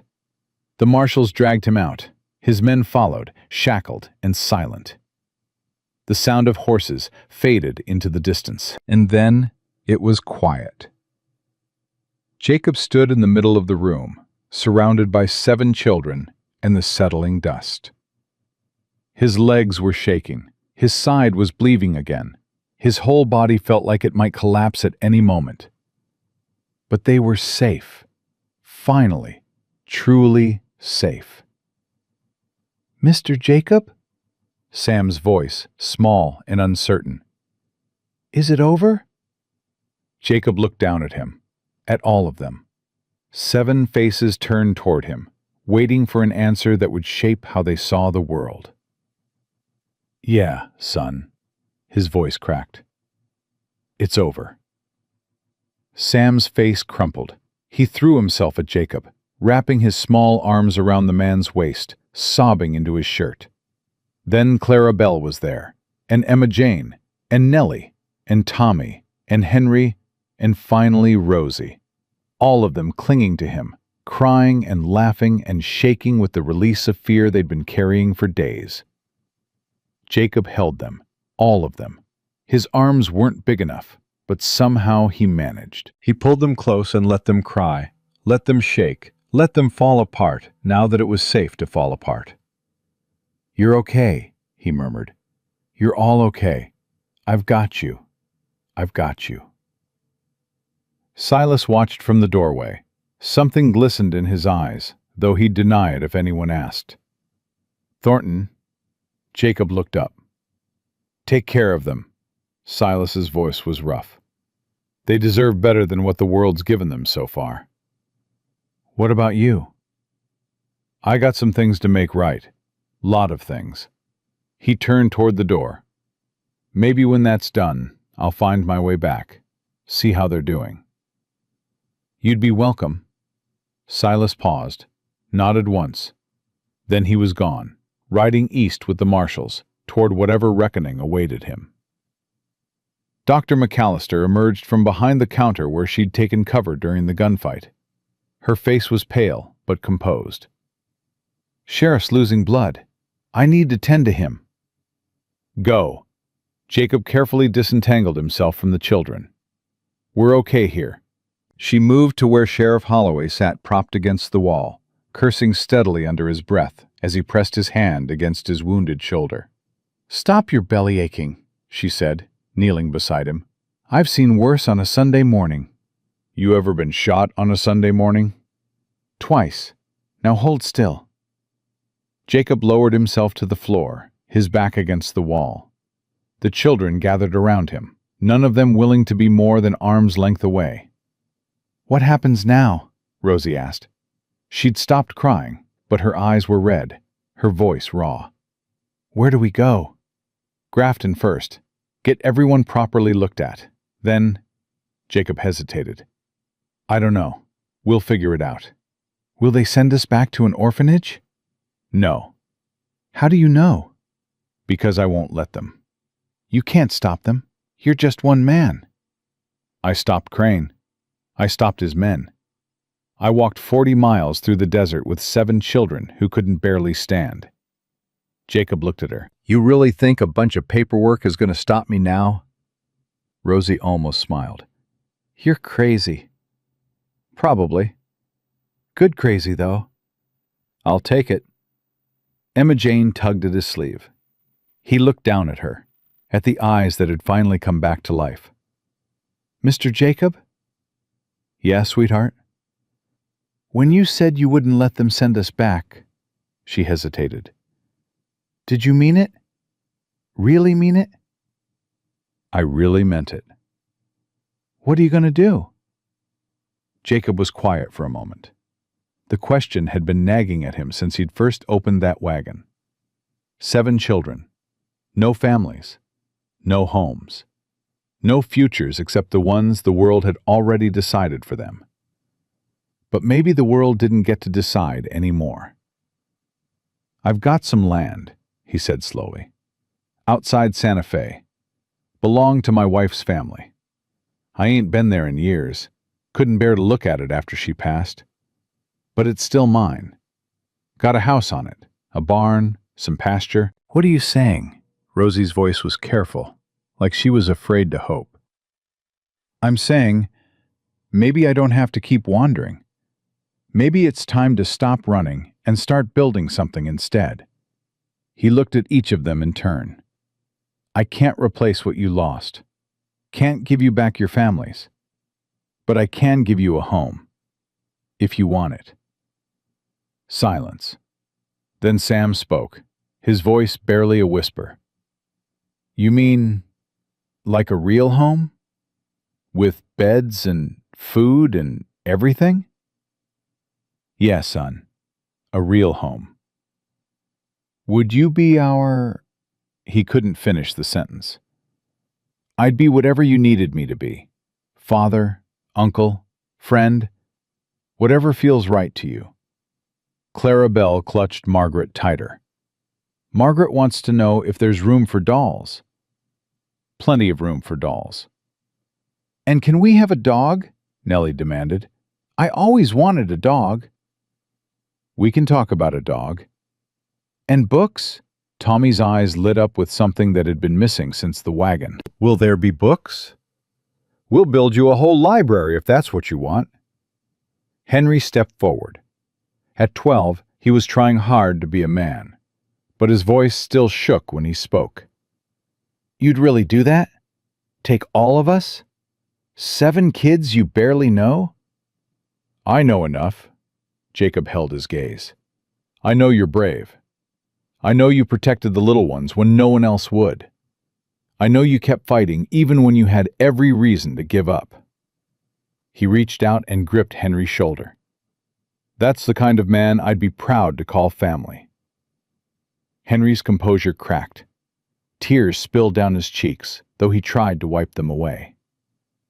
"I ain't cried since I was 8, he said. "Told myself crying was for babies." "Crying's for people who still have something to feel," Jacob said. "Don't ever be ashamed of that." Rosie was the last to speak. She'd been watching, listening, her sharp eyes taking everything in. "You really mean it?" It wasn't a question. "You're really going to take us in?"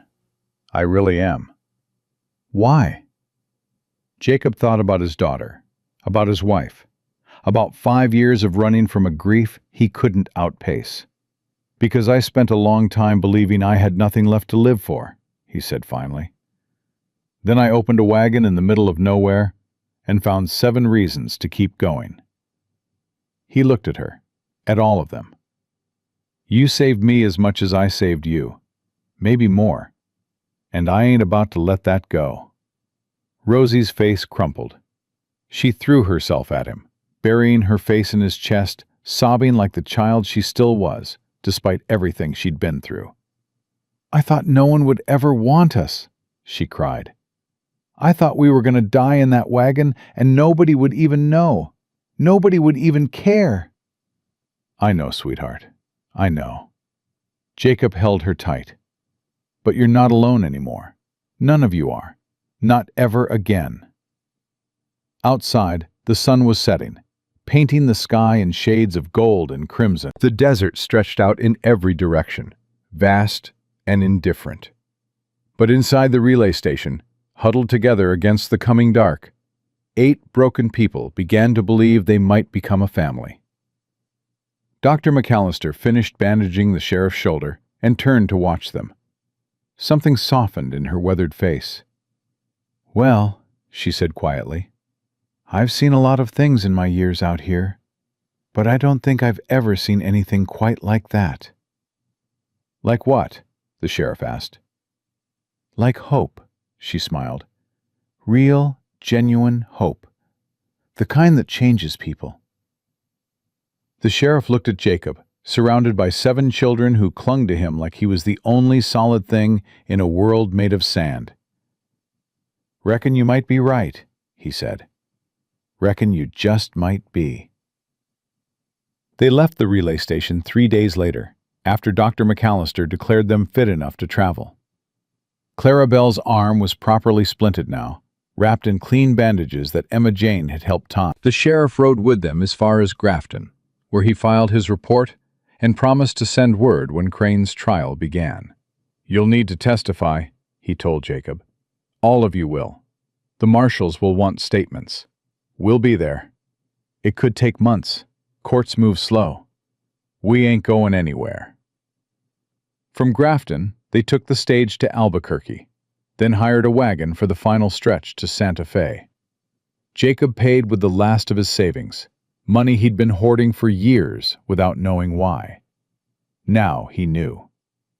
The children sat in the wagon bed, pressed together despite having room to spread out. Old habits, Jacob figured. They'd spent so long crammed into that death trap that open space probably felt wrong. "How much further?" Nellie asked for the 10th time that hour. "Couple more miles." "You said that an hour ago." "And I'll say it again in another hour if you keep asking." She scowled at him, but there was no real anger in it, just impatience. Just a child, eager to see what home looked like. Tommy sat at the back of the wagon, legs dangling over the edge, watching the road unfold behind them. He'd been quiet since the relay station. Not the empty quiet of before, but something thoughtful, something processing. "Mr. Jacob?" His voice carried over the creak of wheels. "Yeah, son?" "What was her name? Your daughter?" The question hit Jacob somewhere deep. He'd talked about Ellie to Rosie that night in the desert, but he hadn't spoken her name aloud in years. "Elizabeth," he said. "We called her Ellie." "What was she like?" Jacob was quiet for a moment. The memories came reluctantly, like guests who'd forgotten how to enter. She was curious, always asking questions. Drove her mother crazy sometimes, the way she'd want to know how everything worked. Why is the sky blue? Where does the rain come from? How do birds know which way is south? He smiled despite himself. She never ran out of questions. "I'm like that too," Tommy said. "Sister Agnes used to smack my hand when I asked too many questions. Said curious children came to bad ends. Sister Agnes was wrong. I know that now." The wagon crested a small rise, and there it was, the property. Jacob's throat tightened at the sight. The house sat at the base of a gentle slope, flanked by cottonwood trees that had grown tall in his absence. A barn stood nearby, weathered but solid. Beyond that, pasture stretched toward distant mountains, wild grass rippling in the afternoon breeze. It looked exactly the same, and completely different. "Is that it?" Sam pressed forward, eyes wide. "Is that our house?" "That's it." "It's big," Clarabelle whispered. "Margaret thinks it's the biggest house in the whole world." "It ain't that big," Jacob said. "But it's ours." He drove the wagon up the rutted path and pulled to a stop in front of the house. For a long moment, nobody moved. They just sat there, staring at the building like it might disappear if they blinked. Rosie was the first to speak. "Are you sure about this?" "Sure about what?" "All of it. Us. This place." She gestured at the house, the land, the impossibility of everything that had happened in the past week. "A few days ago, you were just a man passing through. Now you're taking in 7 kids you barely know. That's crazy." "Probably." "So why?" Jacob climbed down from the wagon and turned to face her. The others watched, waiting. "You want the honest answer?" "Always." Because I'm tired. He said it simply, without self-pity. Tired of running. Tired of being alone. Tired of pretending the past doesn't exist. He looked at the house, at the windows where his wife used to hang curtains, at the porch where his daughter used to play. This place has been sitting empty for 5 years because I couldn't face it. Couldn't walk through that door knowing they weren't inside anymore. And now? Now I've got a reason to try. He looked back at her. You gave me that.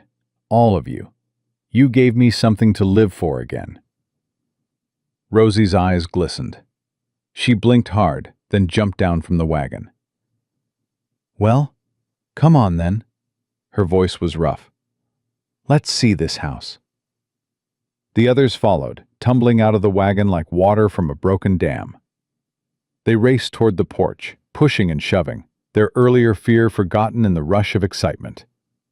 Jacob walked more slowly. Every step brought memories. Martha hanging laundry in the yard. Ellie chasing chickens around the barn. Evenings on the porch, watching the sun set behind the mountains. The door was stuck. Years of weather had swollen the wood. Jacob put his shoulder to it, and it gave with a groan.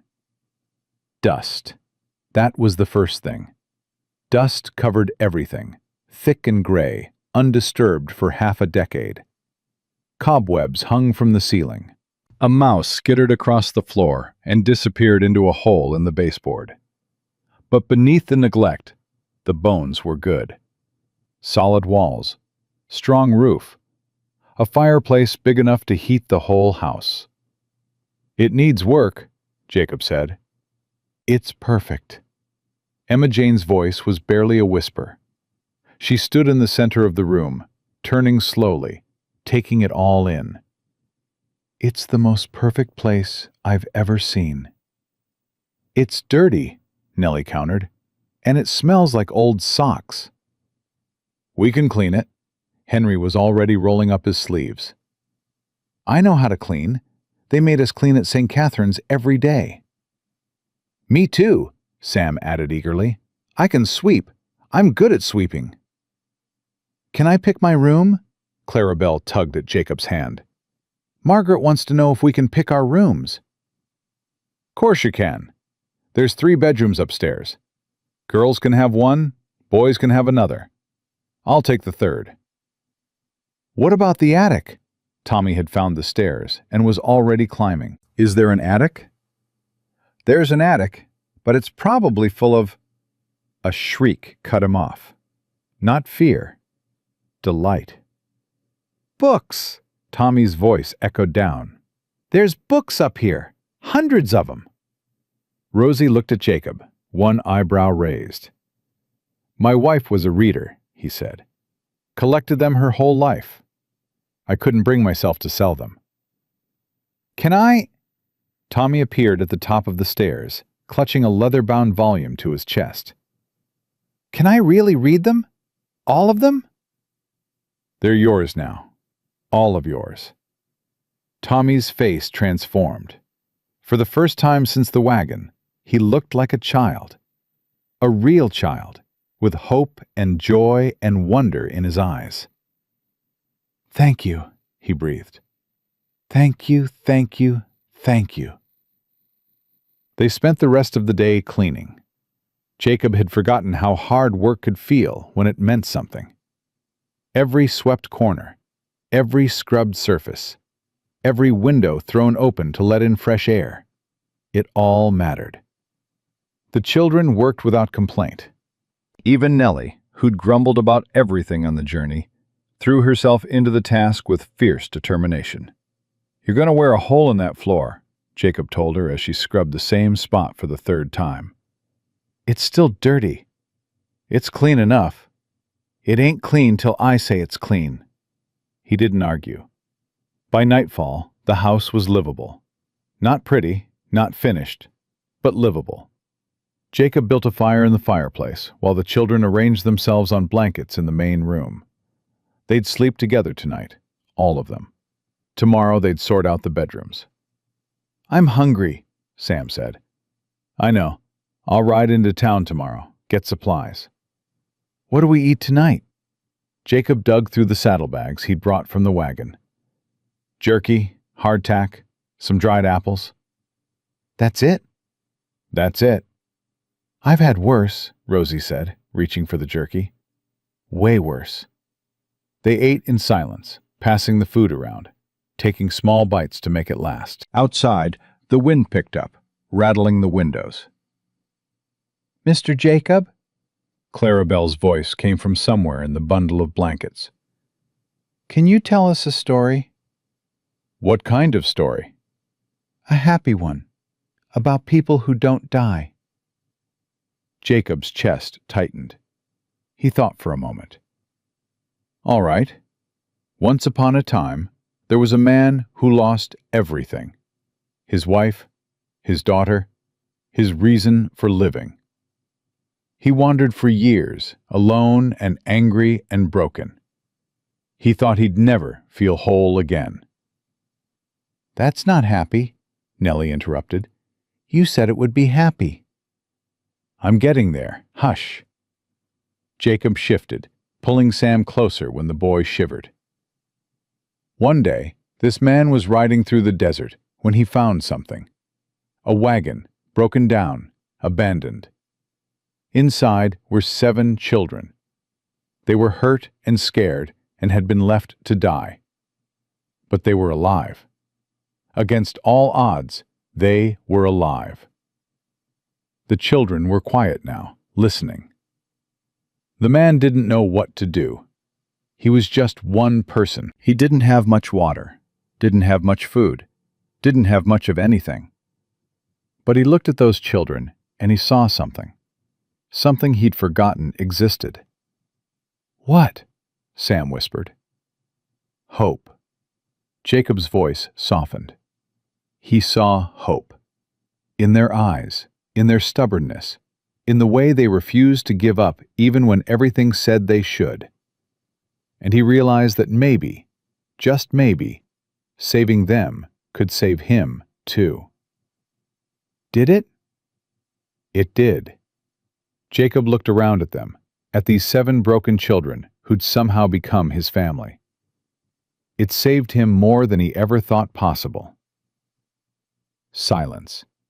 Then Clarabelle's small voice. Is the man you? Yeah, sweetheart. The man is me. And we're the children? You're the children. She thought about this. I like that story. Me too. Sleep came slowly. Jacob sat with his back against the wall, watching the fire burn low, listening to the children breathe. Outside, an owl called. The house creaked and settled around them, adjusting to the presence of people after so long empty. Rosie was the last one awake. She lay with her eyes open, staring at the ceiling. You still thinking too hard? Jacob asked quietly. Always. She turned her head to look at him. Can I ask you something? Anything. Do you think they'll come back? Crane's people? The ones he worked for? Jacob considered lying, decided against it.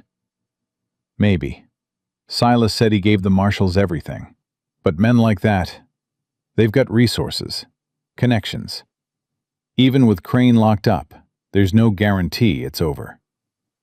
Then why are you doing this? Why put yourself at risk for us? Because some things are worth the risk. He met her gaze. You're worth the risk. All of you. You barely know us. I know enough. I know you're brave. I know you're strong. I know you survived something that would have broken most grown men. He paused. I know you remind me of someone. Your daughter? No. Jacob shook his head slowly. My wife, Martha.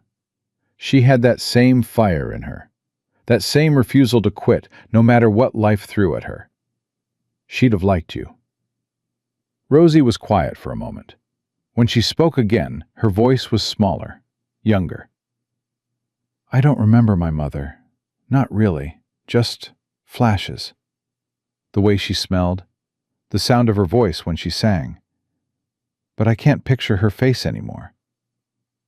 How old were you when she died? 4. Typhoid. And your father? Never knew him. Mama never talked about him. Jacob nodded. He understood. The forgetting. The way grief eroded memory until only fragments remained. You know what I do? He said. When I'm afraid I'll forget someone? What? I write things down. Little things. Details. The way Martha used to burn biscuits every Sunday, because she always got distracted talking to neighbors. The way Ellie would laugh at her own jokes before she finished telling them. Stupid things. Meaningless things. But they're mine. And as long as they're written down, I can't lose them. Rosie was silent for a long moment. Then, Will you teach me to write better? Sister Agnes taught us letters, but I'm not very good. I'll teach you. And the others too? Sam wants to learn. Tommy already knows, but the little ones... I'll teach all of you. Reading, writing, whatever you want to learn. Jacob smiled. This place is going to be part home, part school. Might as well start fresh. Rosie's eyes drifted closed. Thank you, Mr. Jacob. You can just call me Jacob, or Pa, if that ever feels right. Whatever you want. Okay. Her voice was fading. Good night, Jacob. Good night, Rosie. She was asleep within minutes. Jacob sat with his back against the wall, watching over them until the fire burned to embers and the darkness settled in like a blanket. The first weeks were hard. The house needed more work than Jacob had realized. The roof leaked in 2 places. The barn door had rotted off its hinges. The well pump was rusted and had to be replaced entirely. But they worked, all of them. Even the little ones helped, carrying tools, holding boards, fetching water from the stream until the pump was fixed. Jacob taught them as they worked, how to hammer a nail straight, how to measure before cutting, how to read the weather in the clouds and the time in the sun's position. Why do we need to know this stuff? Nellie asked one afternoon, holding a board steady while Jacob sawed. Because knowing things gives you power. The more you know, the more you can do for yourself. The less you have to depend on others. I don't want to depend on nobody. I know. That's why I'm teaching you. She thought about this. You're not so bad, you know, for an old man. I'm 38. Like I said, old. Tommy spent every spare moment in the attic, working his way through Martha's library. He'd found a dictionary and was teaching himself words, writing them in a notebook Jacob had bought him in town. Magnanimous, he announced at dinner one night. It means generous and forgiving. Use it in a sentence, Jacob said. Mr. Jacob was magnanimous when he took in 7 orphans, even though they ate all his food. That's a good sentence. I know. I'm smart. And humble. What's humble mean? Look it up. Emma Jane was healing slowly. She still didn't talk much, but she'd started helping Clara Bell with small tasks. Brushing her hair, buttoning her dress, tying the ribbon around Margaret's neck. One morning, Jacob found her sitting on the porch, staring at the mountains. You okay? She nodded. You need anything? She shook her head. Then, quietly, I used to watch the mountains with my mama, back home, before everything happened. Where was home? Missouri. We had a little farm, just Mama and me. Her voice wavered. The men came at night. They wanted the farm. Mama said no, so they... She stopped. Jacob sat down beside her, not touching, just present. You don't have to tell me if you don't want to. I want to. She took a shaky breath. They hurt her. Bad. Made me watch. Then they set fire to everything and left. I hid in the root cellar until morning. When I came out, everything was gone. How'd you end up at St. Catherine's? A preacher found me wandering on the road, took me to the orphanage, said it was the best place for me. Her hands clenched in her lap. He lied too. I'm sorry. It's not your fault. I know, but I'm still sorry. Sorry it happened. Sorry you had to go through it. Sorry nobody protected you. Jacob looked at her. But I'm protecting you now, and I won't stop. Not ever. Emma Jane turned to face him. Her eyes were wet, but there was something else there too. Something fierce. I believe you. Good. Can I? She hesitated. Can I call you Pa, like the others? Jacob's throat closed. He had to wait a moment before he could speak. I'd like that. Okay. She almost smiled. Okay, Pa. That night at dinner, Henry asked the question that had been hanging over all of them. What happens when they catch the rest of Crane's people? Will we have to go to court? Probably. Will we have to see him again, Crane? Probably. I don't want to. Sam's voice was small. I don't want to see his face ever again. I know, son, but testifying is important. It's how we make sure he can't hurt anyone else. What if he gets away with it? Rosie's jaw was tight. What if they believe him instead of us? We're just orphans. Nobody believes orphans. The marshals believe you. Silas is testifying too, and there's evidence. Ledgers, letters, bank records. Crane's done. You promise? Jacob thought about promising. Thought about all the promises he'd made and broken in his life. I can't promise he'll be convicted. The law doesn't always work the way it should. But I can promise you this. No matter what happens in that courtroom, you've got a home here. You've got me. And nothing, not Crane, not his people, not anybody, is going to take that away. The children were quiet. Then Tommy spoke. Sister Agnes used to say that blood was thicker than water, that real families were the only ones that mattered. What do you think? I think Sister Agnes was wrong about a lot of things. Tommy looked around the table at his new siblings. I think family is whoever you choose, whoever chooses you back. Smart kid. I know. Nellie rolled her eyes. There he goes again, Mr. Dictionary. At least I can read. I can read. Barely. Take that back. Make me. They were out of their chairs and chasing each other around the table before Jacob could intervene. Sam started laughing. Clarabelle giggled and clapped her hands. Even Emma Jane smiled. Jacob watched them, and something warm spread through his chest. This was chaos. This was noise and mess and constant motion. This was everything he'd avoided for 5 years. This was family. A knock at the door. Everyone froze. The children looked at Jacob, fear flickering back into their eyes. Stay here. He rose slowly, one hand moving to the revolver on his hip. I mean it. Don't move. He crossed to the door and opened it, ready for anything. A woman stood on the porch, middle-aged, gray-streaked hair, wearing a sensible dress and carrying a basket covered with cloth. Her face was familiar, though it took Jacob a moment to place it. Dr. McAllister? Mr. Thornton, she smiled. I was passing through Santa Fe and thought I'd check on my patients. May I come in? Jacob stepped aside, relief flooding through him. Of course, please. She entered, her sharp eyes taking in the room, the children frozen around the table, the half-eaten dinner, the signs of new life in an old house. Well, she said, this is quite a change from the relay station. We're settling in. I can see that. She set the basket on the table. I brought supplies. bandages, salve, some things for Clarabelle's arm, and pie.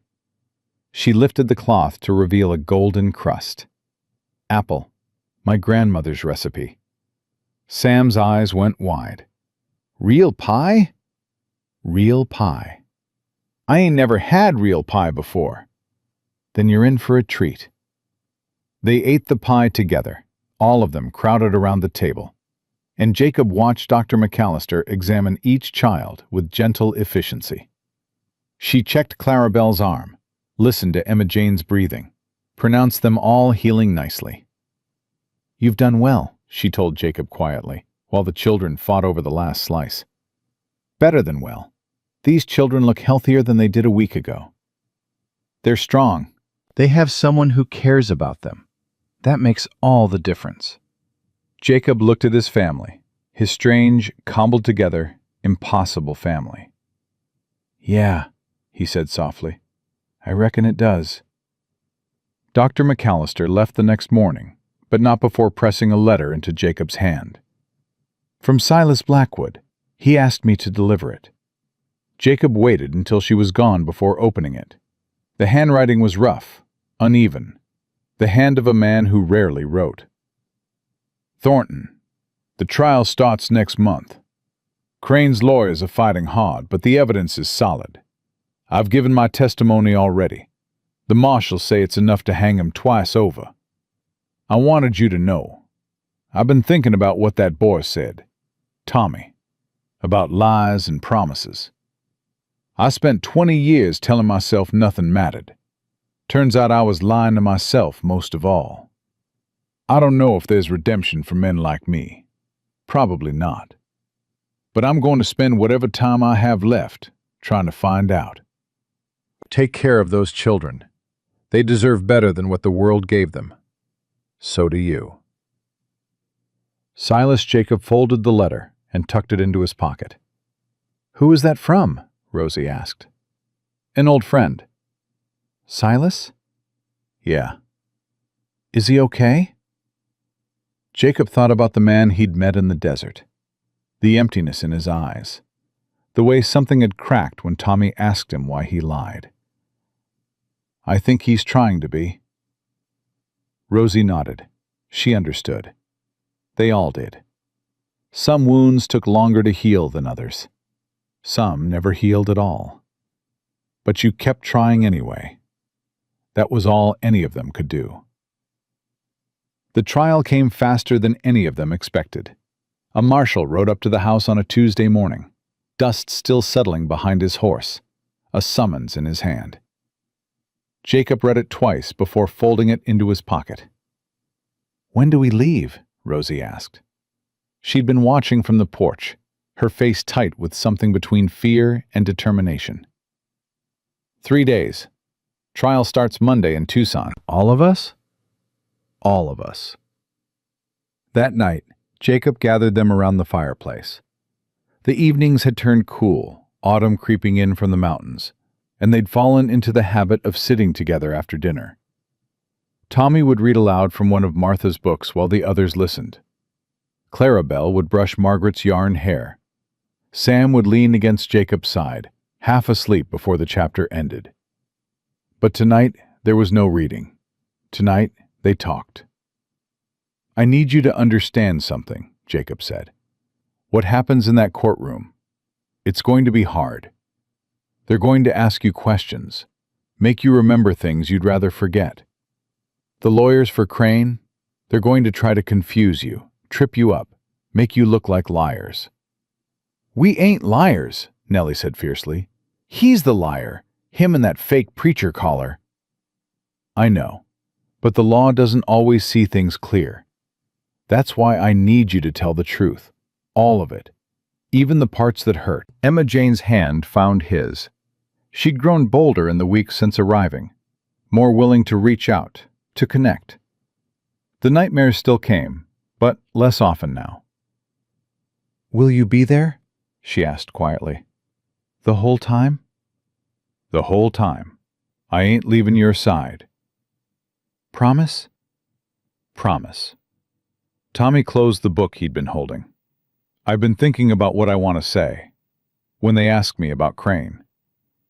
What's that?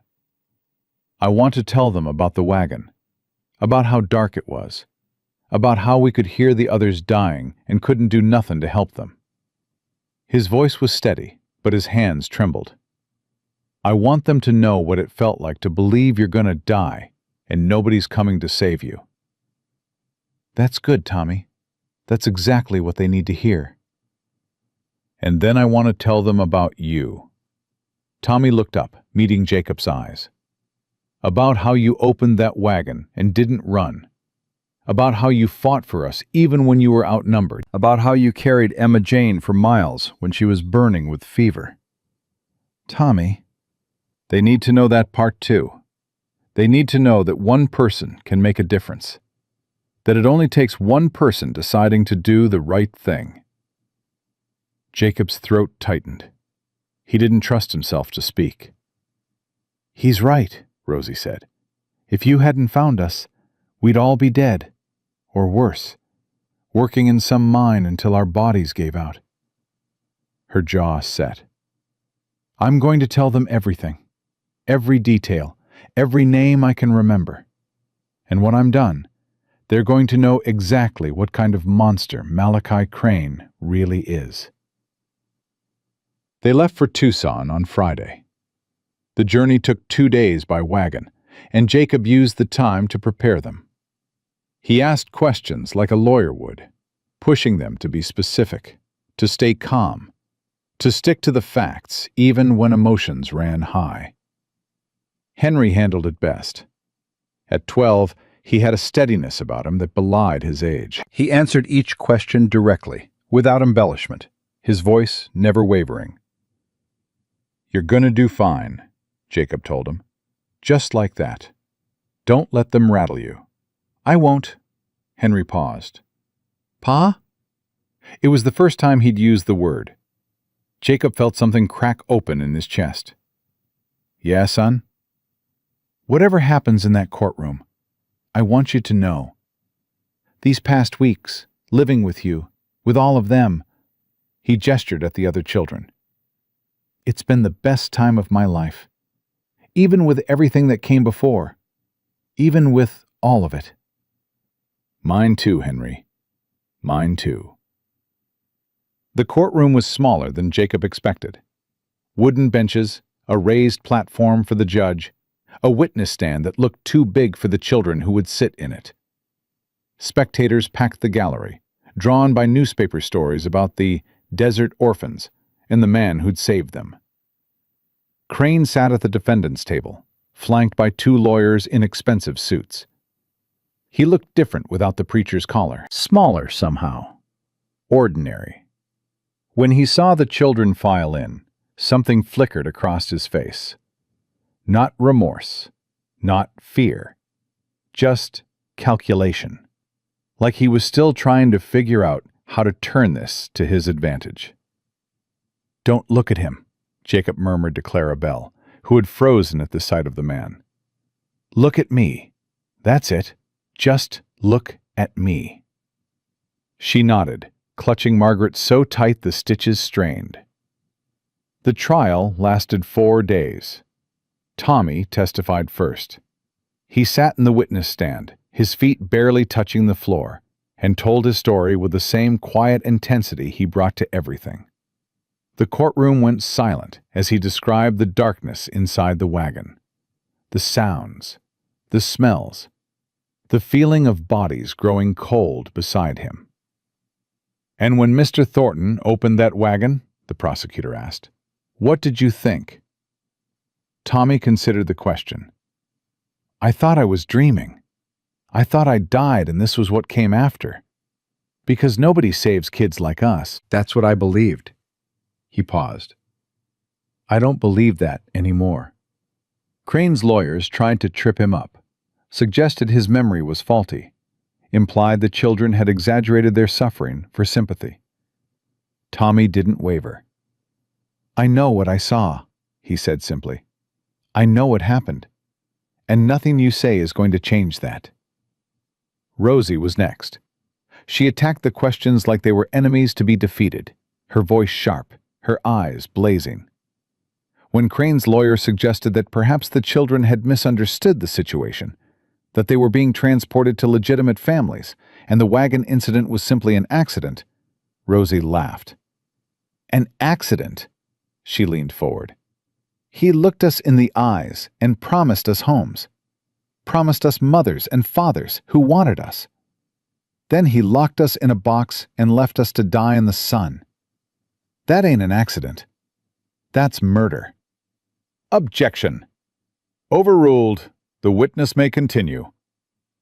Rosie turned to face the jury directly. 20 of us got in that wagon. 13 are dead. You want to call that an accident? Fine. But we both know what it really was. Emma Jane's testimony was the hardest. She'd prepared for days, practicing with Jacob, until she could get through the story without breaking down. But sitting in that stand, with Crane's eyes on her and a room full of strangers waiting, was different. Take your time, the prosecutor said gently.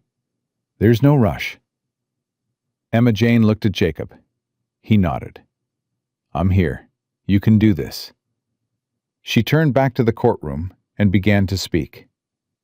I stopped talking after they took us, not because I didn't have words, because words felt like lies. Everyone who'd ever talked to me, my mama's killers, the preacher who took me to the orphanage, Reverend Crane with his promises, they all used words to hurt me, so I stopped using them back. She paused, gathering herself. But Mr. Thornton, Jacob, he used words different. He said he wouldn't leave us, and he didn't. He said he'd keep us safe, and he did. He said we mattered, and he proved it. Every day since we came to live with him, he's proved it. Her voice broke. She blinked hard, fighting back tears. I'm talking again because of him. Because he showed me that words can be true, that promises can be kept, that not everyone lies.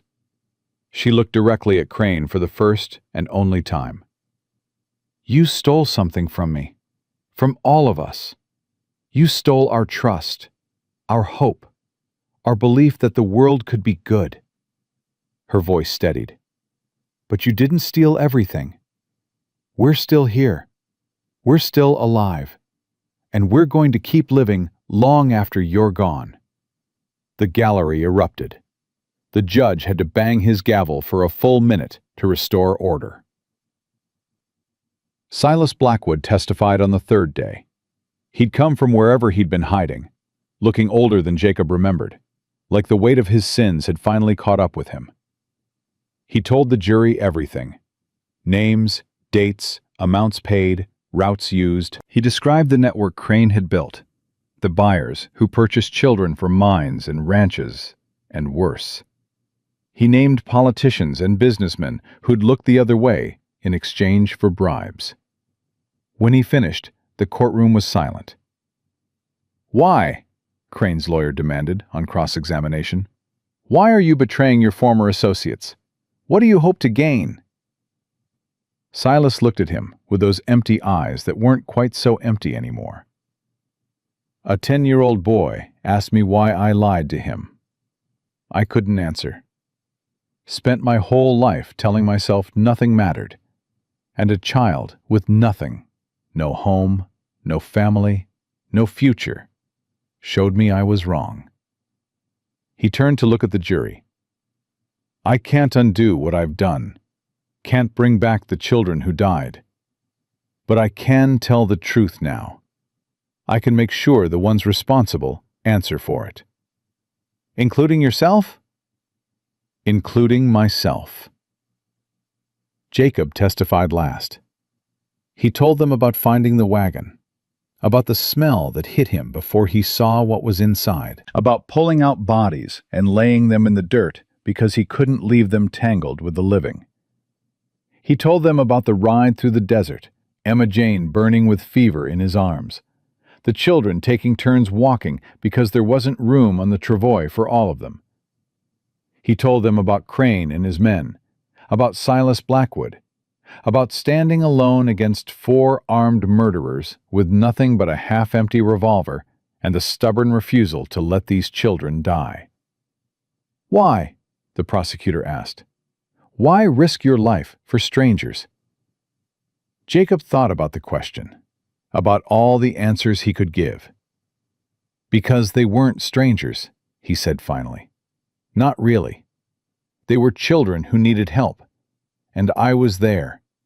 That's all that matters. I was there and I could do something. So I did." "But you'd lost your own family. Your wife, your daughter. Most men in your position would have looked the other way." "Most men don't look inside a wagon full of dying children and see their daughter's face looking back at them." Jacob's voice roughened. "I couldn't save Ellie. I tried everything, and it wasn't enough. But these 7, he looked at them, sitting in the front row, watching him with eyes full of trust. "These 7 I could save. And I wasn't going to waste that chance. Not for anything." The jury deliberated for 6 hours. Jacob sat with the children in a small room off the main courtroom, waiting. Clara Bell had fallen asleep against his shoulder, Margaret clutched in her arms. Sam paced by the window. Tommy read the same page of his book over and over without seeing the words. "What if they let him go?" Nellie's voice was tight with anger and fear. "What if they believe him instead of us?" "They won't." "How do you know?" "Because the truth matters. Maybe not always, maybe not everywhere. But in that room, with those 12 people," Jacob looked at her, "it matters." The door opened. A bailiff stood in the entrance. "They've reached a verdict." The courtroom was packed. Every seat taken, people standing along the walls, pressed together in breathless anticipation. Jacob held Clara Bell on one side and Emma Jane on the other. The rest of the children sat close, pressed against him and each other, a single unit facing whatever came next. The foreman rose. "On the charge of kidnapping, we find the defendant guilty." A murmur swept through the gallery. "On the charge of trafficking in persons, we find the defendant guilty." The murmur grew. "On the charge of murder in the second degree, 13 counts, we find the defendant guilty." Crane's face went white. His lawyers leaned in, whispering urgently, but he didn't seem to hear them. He just sat there, staring at nothing, as the reality crashed down around him. "On all remaining charges, we find the defendant guilty." The gallery erupted. People were shouting, crying, embracing. The judge banged his gavel, calling for order, but no one listened. Sam grabbed Jacob's arm. "Does that mean... is he..." "He's going to prison, son, for a very long time." "He can't hurt us anymore?" "Never again." Sam burst into tears. Not sad tears. Relief. Release. All the fear he'd been carrying pouring out at once. Henry put his arm around the smaller boy. "It's okay. We're okay now." Rosie was dry-eyed, but her hands were shaking. "It's over," she whispered. "It's really over." Tommy closed his book. For once, he didn't have words. He just sat there, staring at Crane, as the bailiffs led him away in chains, and something in his face settled. Something that had been wound tight, finally loosening. Nellie crossed her arms. "Good. He deserves worse, but good." Clara Bell tugged at Jacob's sleeve. "Margaret wants to know if we can go home now." Home. The word hit Jacob like a physical blow. "Yeah, sweetheart, we can go home." The sentencing came 3 weeks later. Crane got life in prison. No parole. The judge called it one of the most heinous crimes he'd ever presided over, and said he wished he could give a harsher sentence. The network Crane had built collapsed in the aftermath. 37 men were arrested across 3 territories. Mines and ranches were raided, and dozens of children, some who'd been missing for years, were recovered. Jacob read about it in the newspapers that arrived weekly from Tucson. He read the articles aloud at dinner, and the children listened with somber faces. "That could have been us," Emma Jane said quietly. "In those mines." "But it wasn't." "Because you found us. Because you survived long enough for me to find you. Don't ever forget that part. You saved yourselves. I just helped at the end." Winter came early that year. Snow blanketed the mountains first, then crept down into the valleys, covering the pastures in white. The children had never seen snow, not like this, and they spent the first day running through it, throwing snowballs, falling down and getting up, and falling down again. Jacob watched from the porch, coffee steaming in his hands, and felt something he hadn't felt in years. Peace. Not the empty peace of solitude, not the numb peace of grief. Real peace. The kind that came from being exactly where you were supposed to be, with exactly who you were supposed to be with. "Pa!" Rosie appeared beside him, her cheeks red from cold, her breath fogging in the air. "The barn door's stuck again. Henry can't get it open." "I'll take care of it." "And Sam says there's a leak in the roof of his room." "I'll take care of that too." "And Tommy wants to know if we can get more books. He's almost finished the whole attic." Jacob laughed. "I'll see what I can do." He fixed the barn door. He patched the roof. He ordered 3 crates of books from a shop in Santa Fe that arrived 2 weeks later, and Tommy's face lit up like Christmas morning. These were the rhythms of life now.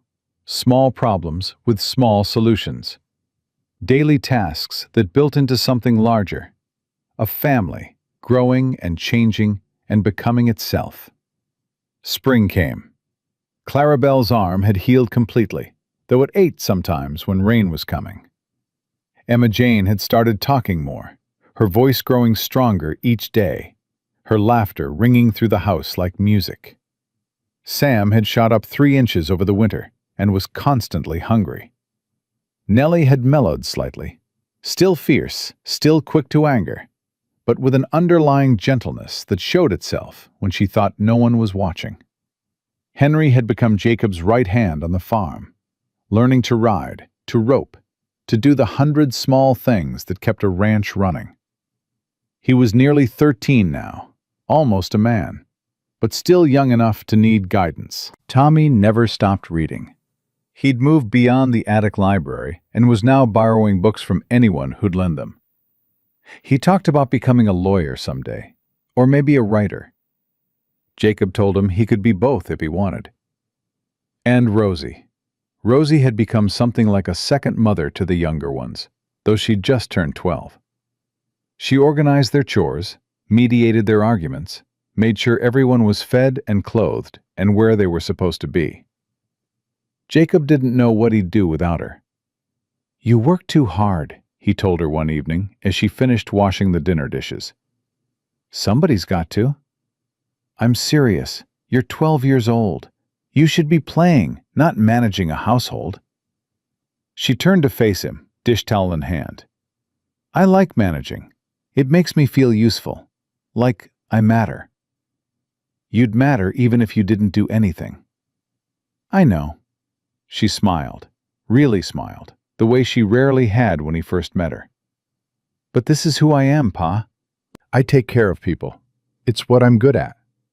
"You're good at a lot of things." "Maybe, but this is the thing I choose." He couldn't argue with that. A letter arrived in May, postmarked from somewhere in Texas. "Thornton, I heard about the verdicts. Crane, the others, all of it. Justice, they call it. Doesn't feel like justice to me. Feels like closing a barn door after the horses are gone. But I suppose it's something. I'm heading south. Mexico, maybe.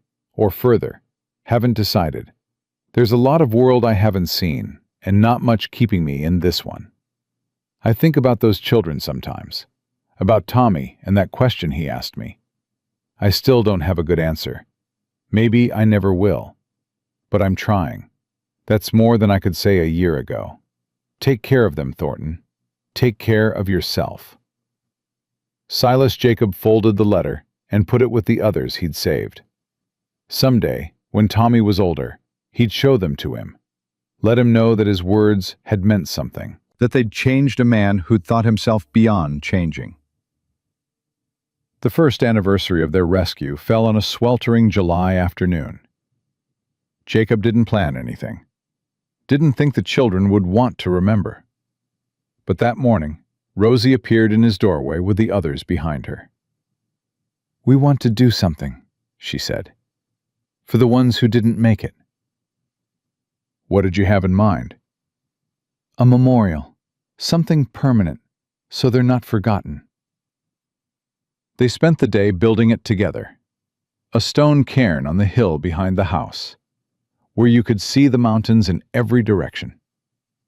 They gathered rocks from the stream, carried them up the slope, stacked them one by one until the cairn stood waist-high. Tommy carved names into wooden markers with a knife Jacob had given him for his birthday. 13 names, one for each child who died in that wagon or on the road before it. They placed the markers around the cairn, and then they stood in a circle, heads bowed, while the wind whispered through the grass. "I didn't know most of them," Sam said quietly. "They died before I could learn their names." "But we know them now," Clarabelle said. "Margaret says knowing their names means they're not really gone." "Margaret's right," Jacob said. "As long as we remember them, they're still here. Part of us." Rosie stepped forward. She'd written something on a piece of paper, and she unfolded it now, her hands steady. "We were 20, she read. "Taken from a place that didn't want us. Promised a place that didn't exist. Some of us made it. Most of us didn't. But all of us mattered. All of us were real. We had names and faces and dreams and fears. We were children. We deserved better." She looked up, tears streaming down her face, but her voice didn't waver. "We can't give back what was taken, can't undo what was done, but we can remember. We can carry them with us, and we can live, really live, in a way that honors what they lost." She placed the paper beneath a rock at the base of the cairn. "Rest now. You're not forgotten. You never will be." They stood there for a long time, the 8 of them, watching the sun sink toward the mountains. Then one by one they walked back down the hill together. Years passed. The children grew, changed, became who they were going to be. Henry left first at 18 to work cattle in Colorado. He wrote letters that came every few weeks, full of stories about the mountains and the men he'd met. He always signed them the same way: "Your son, Henry." Tommy went to school in Denver, then law school in Boston. He came back to the territory as a prosecutor, specializing in cases involving children. He never lost. Nellie married a rancher from the next valley over. She ran his household with the same fierce efficiency she'd always had. And her children, 3 girls, each more stubborn than the last, adored her. Sam stayed on the farm. He took over more and more of the work as Jacob aged, his quiet competence filling gaps Jacob hadn't known existed. He never talked much, but he didn't need to. His presence was enough. Clarabelle became a teacher. She started a school in town for children who couldn't afford the regular one, teaching reading and writing and arithmetic, with Margaret still sitting on her desk, worn, threadbare, but still whole. Emma Jane surprised everyone by becoming a doctor. She trained with Ruth McAllister for 3 years, then studied back east, then returned to the territory to serve the people who needed her most. The ones others overlooked. The ones who reminded her of herself. And Rosie. Rosie never left. She stayed on the farm with Jacob, managing everything, taking care of everyone, becoming the heart of a family that had grown larger than any of them imagined. She married eventually, a quiet man who loved her fierceness and never tried to tame it. They had children of their own, who called Jacob Grandpa and climbed on his lap for stories about the old days. But she never stopped being his daughter, never stopped needing him, even when she was grown, never stopped sitting with him on the porch in the evenings, watching the sun set behind the mountains. "You saved us," she told him once, when the children were grown and the house was quiet. "All those years ago, you saved our lives." Jacob shook his head. "You saved mine." "We saved each other then." "Yeah," he smiled. "I reckon we did." The last years came soft and slow. Jacob's hair went white. His hands grew stiff. His eyes weren't what they used to be, and his legs complained about every step. But he wasn't alone. That was the thing. After all those years of wandering, of running from grief, of believing he had nothing left to live for, he wasn't alone. They came home, all of them, when they knew the end was near. Henry rode down from Colorado, older now, with gray in his own hair and grandchildren of his own. Tommy took leave from the court. Nellie brought her whole family. Clarabelle closed her school for the week. Emma Jane brought her medical bag, though they both knew it wouldn't help. Sam was already there, had never left, standing in the doorway with tears on his weathered face. And Rosie sat beside the bed, holding Jacob's hand the way he'd held hers in that relay station all those years ago. "Hey, Pa." "Hey, sweetheart." "How you feeling?" "Old." He tried to smile. "Real old." She laughed, though it came out more like a sob. "You're not allowed to leave us. You know that, right?